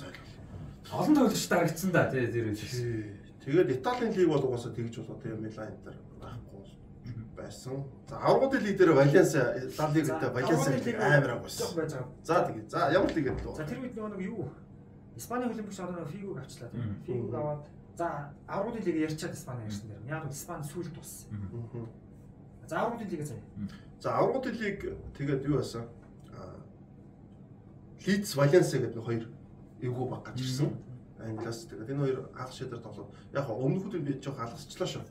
Тэгээд ерөөхдөө хоёулаа жоох ойролцоод нэг амар үдтэй бүтээгүй те. Тэгээд дотоодосоо буюу академиас авсан нэлээд тоглож гаргаж ирж. Тэгээд энэ хоёр баг хагас шийд тоглоод Валенсиа очиж исэн. Тэгээд Байерн Мюнхен нөгөө талд нь Реалыг очдог те. Реалыг очиж гарч ирээд Байерн Мюнхен 90 оны дээр Юнайтед жигдэг өшөө одоо Валенсиа завсан. Тэгтээ тухайн тоглолт юу гэж хоёр багийн нэр том жижиг сонсогч болж Валенсиа амар мундаг багсан. Лалиг дөрүүлж исэн үлрэлэндээ. Тэгээд аврагын лигийн финалд гарсан. Тэгээд Валенсиагийн хамгийн гол үзэнд Рафаэль Бенитес байсан те тэр чинь. Тэгээд 4 өндөр Бенитес ч 2 дээр Эктор Купер те яг тэгээд финал дараа яваад. Тэгээд араас нь Бенитес. Тэгээд энэ Валенсиагийн хамгийн гол амжилт нэг болоод 4 хагас амар. 2 Испани, 2 Аргентин. Одоо Кили Гонзалес маш их шидэд явдаг те. Кили Гонзалес Пабло маш их шидэд явдаг. Нөгөө талд нь Гаска Мендета бол Рубен Бараха гэж хоёр төв ягас. Энэ дөрвөн төвийн хагас бол Валенсиагийн тухайн жилийн хамгийн гол хүзрүү. Мендета шигшээдээ бас яваагүй шүү дээ ер нь бол. Тэгээ 11 дээр одоо шийдвэл Кан Канисарос хоёрыг бас юу харагдаж байгаа шүү дээ. Кан яагаад тэр 2002 онд тэр ер нь нэг мундаг гэсэн юу ч бас 11 оноос юм харагдсан юм байна. Кан юм бол. Тэгээ би энэ нэг 2001 оны юм дээр аврагт нь Самуэль Куфрийг амар баярлалтай. 90 онд тий Ган Самуэль Куфер тий 90 онд нөө Юнайтед цайд уучраад 2 гол гээд бүр асгатлаа үлдсэн шээ зайлуу бүр өстө тэр одоо би бүр амар өрөвчсөн яг шууд өрөвдөлтөй харагдсан байна. Амар 1-0-оор хожиж байгаа ингээд давар болгон тодорхой гэж бодож ирсэн баг 90 дээр 2 гол чинь тэр Куфер тэрнээ ч нэлээд залуу ус байсан тий бүр асгатлаа ойлоо бүр ингээд орилдог. Тэгээ би Куферийг 2001 онд явуулчихад айгуу тийм баярлж ижил баян дээр. Тэгэд юу штэ одоо энэ яг том багууд бол аваад сурсан ч юм уу эсвэл 2-3 жил болоод аргуудын лиг финал гараад сурсан баг л нэг өөр. Гэхдээ залуу тамирчин эсвэл тим хэмжээнд тоглож байгаагүй тамирчны үед бол нэг аргуудын лиг финалд гарч ирсэн тэр зүгээр карьерийнх нь оргил хэмжихгүй тий. Дахиж гарч ирэхгүйгээ мэдгүй штэ тий. Тэр нөгөө салаахан уйлал гардаг чи яг тэгэл байхгүй тий. Тэгэхээр бас тэр нь мэдээ. Валенсиа тэгээд юу байсан та сэлгээ мэлгийн тоглоомноос айгу бас давгүй байсан. Одоо Хуан Санчес гэдэг тий. Тоглоомд энэ Жон Кари байсан шүү дээ Норвегийн. Жон Кари айгу сайн байсан. Кари ер нь бол одоо хаалт гарч ирэх хүртэл Кари Сошер 2 жил одоо Норвегийн Торандерфлаш хийсэн. Тэгээд сэлгээд нь Златко захаа ууч байсан. Слоны шогийн. Тийм шүү дээ тий. Захаа ууч байсан. Тэгээд юу тэр удирдлагын солгоо тий саваач тий. хамгийн ерөн зүгээр азгүй баг гэх юм уу. Тэр нь бол энэ Валенси л. Валенси яг үгээр маш том амбицтай байсан, маш хүмүүст зарсан. Тэгээд нөгөө 2000 онд финалд ч гэсэн байсан. Ингээд 2000-аас 2001 оны удирдлагыг эхлүүлэхдээ сая хэлдэг Джон Керригийг авлаа. Дидэ Шамыг бас авч ирсэн юм лээ. Бид нар одоо мэдхгүй. Харин өстө мэдхгүй. Шам сүүлийн удирдлаа Валенсид байсан. Оо тийм. Аяалаг бол Миланоос авсан. Тийм. Оо тийш дээ Роберто Аяла байсан шүү дээ. За тэгээд Барахаг авсан. Тэгээд хүмүүсийг аваад Керривиг аваад үлийн цонхоор Пабло Аймарыг Аргентинаас авч илаа River Plate-с. Тэгээд Валенси явсараад аврагын лигийн финалд үлдсэн боловч Байерн хожигдоод тэгвэл аврагын лигийн цом ингээ байхгүй болж байгаа. Тухайн үед Испани хөлбөмбөгч нь 6 сарын дундуур дуустдаг байлаа шүү дээ. Нэг ганцаараа ингээд үлддэг. Тэгээ явж байгаад Валенси чинь нэг аврагын лиг гол хүчээ хайцсан байж байгаа. Нөхдөд чинь Лалиг жоо эвгүй болоод. Тэгээ Лалигт Реал төрүүлээд Депортиво 2-т ороод Майорка 3-т ороод тэгээ дөрвийн төлөө бүхлийн тоглолт болж байгаа. Сүүлийн төрөлт Барселона, Валенсигээр аврагын лиг 4-т ороод ирэх авах. Тэгээд нэг Ревалдо чи хетрик хийж Валенси 3-2-оор хожоод оноо тэнцээд хоорондын тоглолтоор Барселона аврагын лиг ирэх авч. Валенси тэр жил Европын цомчгүй аврагын лиг ирэх ч болно. Тэгээд ер нь бол цаашаага хэцүүцсэн дээ тий. Яг цаашаа Венец ирээд нэг хэсэг байсан. Гэхдээ Венец ирээд нэг авраг байна шүү дээ. Тийм. Венец аваад тэрнээс хойш ер нь нэг 10-аад он төгөөл жишээ хамгийн сүүлд гайгүй байсан үйл 7-8 юм уу да тий. Тэрнээс хойшоогоо л ер нь баг Валенси 4 оноос хойш унтсан юм бэл. 7-8 онд тэгээд тэр нөө Силва Виа энтриг байдаг үед бас нэг хэсэг гайгүй. 4 оноос унсан бас Венец явдаг л жил ахгүй тий. Венец Ливерпул руу яваад унтсан юм бэл. Би Валенсигийн тухай уралдалтын тухай нэлээд судалсан. Ийм болсон. Тэгээд Испани хөлбөмбөг тэр удирдлагын тийм их зүйл болсон. За Германд бол аимшигтай болсон шүү дээ. Германы хөлбөмбөг бол ерөөсөө Германы хөлбөмбөгийн Бундеслигийн аврагын төлөв өрсөлдөөн удирдлагын сүүлийн секунд хүртэл өрсөлдсөн гэж байгаа. Одоо Шалька гэж нэг ахтар гараад ирсэн. Байернтай үзээд идэв. Тэр хоёр удирдлагын сүүлийн тоглолтын өмнө очсон чинь Байерн 3 оны илүү байгаа. Шалька 3 оноо дутууч гэсэн бөмбөгөөрөө Шалька илүү. Тэгээ сүүлийн төрөлт Байерн Хамбургтай Шалька ч нэг Монтра хаахын гүлээ нэг тийм нэг сонин багтай тоглосон юм бэл. Тэгсэн чинь Шалька бол яг Монтра хаахынгаа бүр ингээд хожоод эхэлж байгаа байхгүй. Тэгэхэд нөгөө талд Байерн Хамбург нэгээр хожигдож байгаа. Тэгээд ерөөсөй 90 минут ингээд Шалькагийн тоглолт дууссан очсон. Нөгөө талд Байерн ингээд хожигдож байгаа. Шалькагийн дэмжигчдэр Байерн тоглолт эхэлсэн. Одоо тэр хоёр 3 оноо зүрхтэйсэн Байерн хожигдсон гот оноо хийсэн голоор Шалька илүү байна. Тэгсэн чинь цаана юу болсон гэхээр Хамбург Байерны тоглолтын шүүгч хэмтлийн цаг дээр Уйфалошил байсан. Томш Уйфалошил Чехийн намаар. Тэр нэг хаалгастай өгсөн мөн хаалгасанд бариад авцсан. Тэгээд шууд бус цогтолдог. 8 метрийн зайнаас хаалтаа цогтолж байгаа шүү дээ. Тэгсэн чинь тэр Эфенбергийн дамжуулалтаар Патрик Андерсон авчиг тэнцээ. Шалькагийн баярлж ийсэн чинь тэндээс мэдээ ирээ. Тэр баяр ёслол амар гониг болсон. Бундеслигийн төвөнд хэрүүсэн нэг хамгийн амжилттай төгтөх байсан. 12 оны Премьер Лиг шиг л бас. Тэгээд нэг Хамбург юу хоёр чинь Байерн Мюнхен хоёр чинь өөрөө нэг Баруун Германы 2 дээд ороод 2 том хот нөхгүй. Тэр хоорондоо нэг юуны амбиц байдаг. Тий амбиц байдаг. Одоо Хамбург ч юм бол нэг хэсэг бол Байернаас том хот байсан шүү дээ. Юугаар хүн ам зам. Мюнхенээс. Тий Мюнхенээс юу байсан шүү дээ. Хүн амаараа дээрээс нь Аршаанаа бомб руугаа бас холбогдож болдог. Тэгээд Баруун Германы дээд ороод хамгийн 2 том. Тэгээд тэр хоёр чинь хоорондоо бас нэг тийм юу байх боломжтой байгаа. Дерби байх. Тий, дерби. Одоо яг дерби хэм үү одоо яг хотын өрсөлдөөн. Тийм хотын нэг юм байгаад байгаа байхгүй юу? Нөө дарахын эрдэнэ гэдэг шиг тийм нэг дербигөө байгаад байгаа байхгүй юу? За бусад лиг үйл дээр хийсэн. За одоо Англи руу орё тий. За одоо яг тэр үед тэгээд ийм байсан юм байна л. Англи хөлбөмбөг бол яг тэр үеийн UEFA-гийн коэффициент Англи 6 байсан юм. Тэгээ 3 хэрэгтэйсэн ба шүү тий. Одоо нөгөө Итали, Испани, Герман гурав чинь эхний 3-т ороод аврагын лиг 4 оруулж болсон. Тэнгүүт 4-т Франц, 5-т Нидерланд, 6-т Англи гэх 3 хэрэгтэй. Тэгээ Английн Премьер Лигийн тэр үйлрэл бол Манчестер Юнайтед бол тасархай төрүүлсэн. Манчестер Юнайтед 3 дараалж төрүүлж байгаа. Тэгээ 3 дараалж төрүүлсээс гадна Премьер Лиг ихсэн 9 жил 7 дахь төрөв гаргаж байгаа. Одоо өмнөх төрөө нөгөө Blackburn 95 онд нэг авдаг. Арсенал 98 онд нэг удаа авдаг. Тэгээ 2001. Тийм. Тэгээд Юнайтед 3 дараалчихсан. За тэгээ тэр удирдлагын ерөөсө түрүүн хэдүүлээ ярьсан шүү дээ. Английн хөлбөмбөгт ерөөсөө нэг дасгалжуулагчийн асар их юутай болсон байсан. Дутагдaltaй. Английн тийм боловсон хүчин гэдэг нь бол яг уналтын тийм үе нь бол байсан. Тэр үед яасан бэхээр Английн шгшор нөгөө нэг Свен-Горан Эрикснийг авлаа гэдэг л шүү дээ.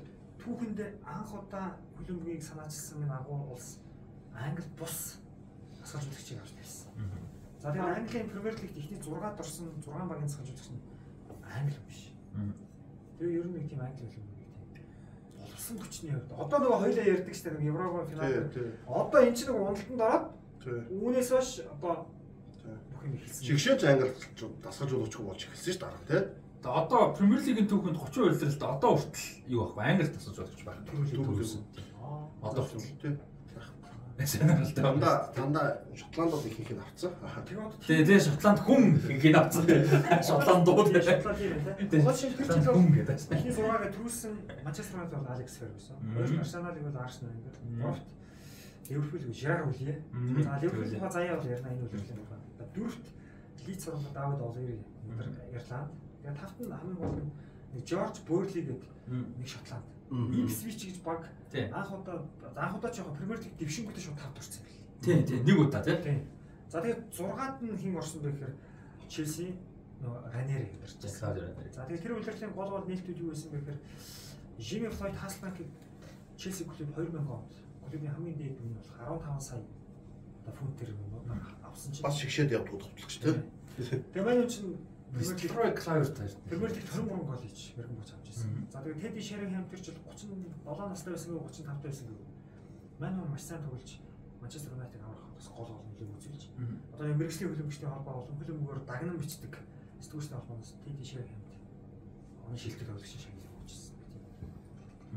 Тэгээд 2001 оны Ливерпул бол яг Жерар Улегийн бол айгүй онцгой одоо 3 цамт тий 3 цамт. Гэхдээ яг жижиг цамбууд л да. Яг Премьер Лиг аврагууд илүү байх байхгүй тий. Тэгээд дээрэс нь тэр одоогийн Европа лиг бол тухайгийн UEFA-гийн цамж шүү дээ. Тэрний шигшээ тоглолт нь амар гой тоглолт болж. Тэр бүр өстө түүхэн тоглолт. Түүхэн тоглолт. 5 ярцаа дараа Алавасыг хожоод 116 дээр нийл ямар нийлвэлээ тэр нөхөр өөртөө гол хийгээд мөргөж хийгээд авах шагаа. Тэгээд авт гол хийдэг. Тий алтан авт гол хийгээд тэгээд тэрээс алтан гол хийлээ. Алтан гол тэгээд олжчихсан. Тэгээд тухайн яг бол Ливерпулийн хувьд бол миний хамгийн одоо мартагддаг зүйл Майкл Оуэн одоо баландаар авч ирсэн. Би ч нөгөө Майкл Оуэн шүтдэг ус амар баярлж ирсэн тохиолдол. Тэгээд Майкл Оуэн суперс Стивен Жерард бас дөнгөж гарч ирээд гайгүй тоглож ирсэн үе. Стивен Жерард Премьер Лигийн шилдэг залуу тоглогч шиг л. Тий. Тэгээд тэр Стивен Жерардын тэр хаалттай цохолтууд таклууд бол ерөнхийдөө бас нэр Англид бас нэлээд юуд болсон байсан. Тэгээд Жерард ч өөрөө 2000 оны Европын хавтад ордон шүү дээ шишээ багтаа тий. Тэгээд Майкл Оуэн, Робин Фаулер гэдэг хоёр амар супер тоглогч. Тэгээд Эмил Хески бас байсан давхар. Тий Хески ч одоо юу гэж чинь Английн шогийн одоо тогтолгоо ерөөдөө Ливерпул байсан. Яг тэгээд ширээ. Фаулер гэхдээ ерөөдөө Фаулер сэлгээ болцсон байсан. Тэгээд Фаулер жоохон насны явцсан байсан. Тэгвэл ерөөдөө тэр финалийн тоглолтод ч Фаулер ч голч нөгөө хин Алавис нь хин байсан шүү дээ. Хави Морено гэдэг Испани бас шигшээдээ явдаг тоглолч тэгээд нөгөө хиний хүүхэд нь Жорди юм уу Йорди Жорди Кройфийн хүү тоглолтог тим байсан. Одоо Барселонд захирлуудтай нэгээр ажиллаж. Тэгээд Ливерпул ч одоо нөгөө Хьюпиа, Анчос, Шавьер, Абел Шавьер гэдэг Португал баруун зүгээрээ болж. Цагаас ахлах шүү дээ. Макалистер гэдэг Гари Макалистер хамгийн гол тоглогчдын нэг байсан шүү дээ. Гошин явцсан тий.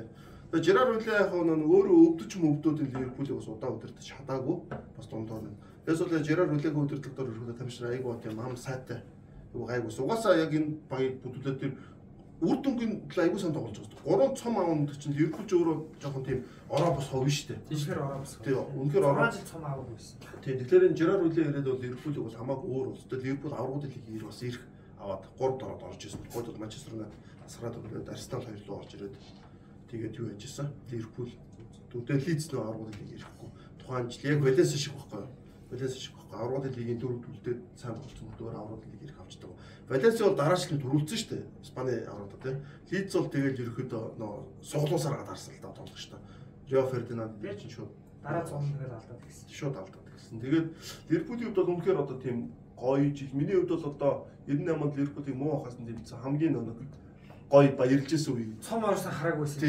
Тий, цом хараа. Тэгээд миний шүтдэг тоглож баллондор аваа тий.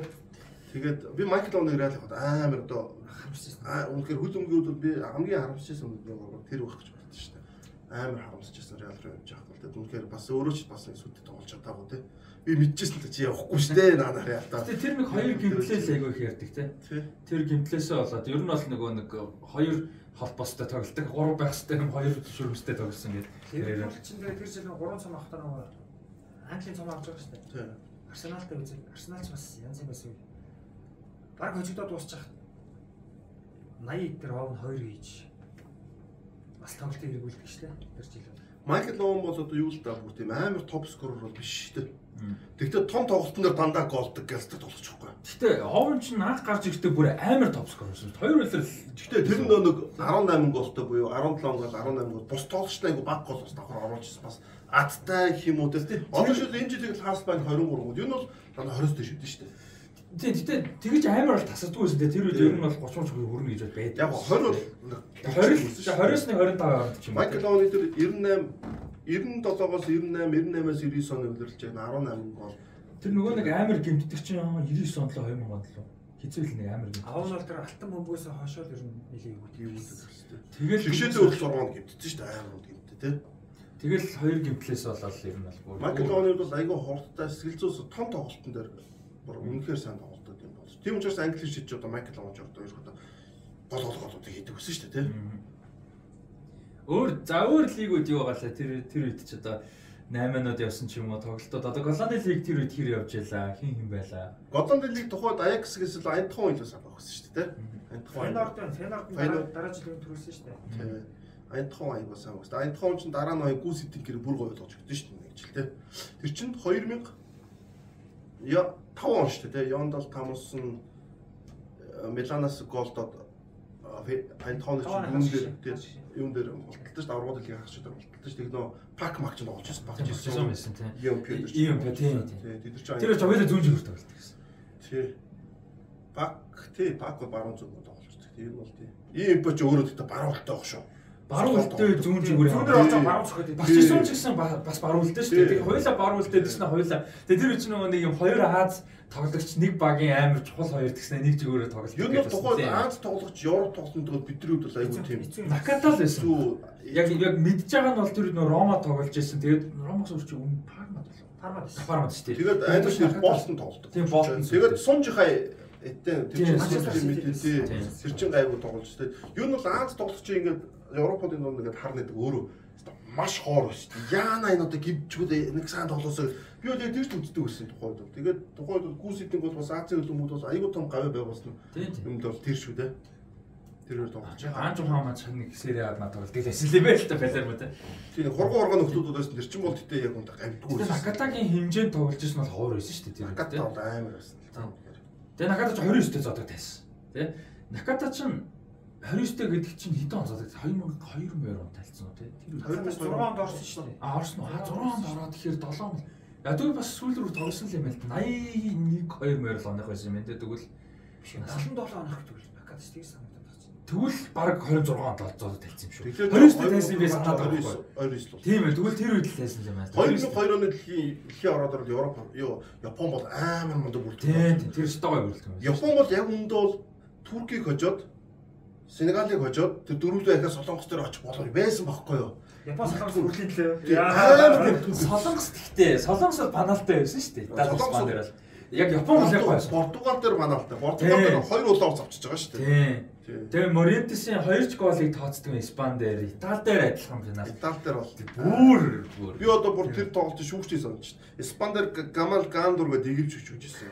Юун дээр Итали дээр Хави Морено лөө. Эквадор шүүгч үзсэн. Морено. Тэр бүр яг гайхмаар тийм бүр. Тэр өрөөнд жугаасаа факттай байла. Дараа нь Эквадорын лиг дээр нэг багийг гол оруулалтан цаас угцсан байсан. Нөгөө нь гол оруулалт. Гандорч 2000 оны Евро шигдсэн шүү дээ. Тийм айгу сайн шүүгчсэн. Тэгээд тэр Испандер Гамал Гандор дээр игэвч асар том алдаа болсон. Томасигийн голыг нэг тооцдог Итали дээр тийм. Тэгээд Томасиг. Вериг нэг гол байсан. Вериг. Тэр Испандер болохоор Морентес хоёр идэв шүү дээ. Тэгээд дээрэс нь юу вэ? Хүмүүс Испани Итали ярьдаг тэр эсгийн тоглолтууд тэр Португалийн тоглолт. Тэн дээр одоо амар хурдан зөгөөл ерөөсө хоёр тоглож байгаа. Тэгээ эсвэл тоглож Португалч. Тийм ер нь бол эсвэл байсан шүү дээ. Тэр Жоо Пинтуг бол тухайн юуныхаа тоглооны хамгийн гол тоглож байсан Жоо Пинтуг баг 29 төгнөө зам. Ерөөсөө хүн гэсэн л асуудал шүү дээ. Тийм шүү. Тэр үеийн Португалч яаж ч амар байсан. Тэгээ Португал 9-өө байж тэгээ 1-0 л очихсон шүү дээ. За тэгээд одоо хэдүүлсэн 2000-аас 2001 Уулна уу? За sorry. Тэгээд тэр үеч нөгөө юу яадаг гэсэн аврагын лигийн систем ямар байсан бэ гэхээр 32 баг ороод тэгээд хэсэгт байна. Тийм. Дахиад хэсэг. 16 дахиад хэсэгт байна.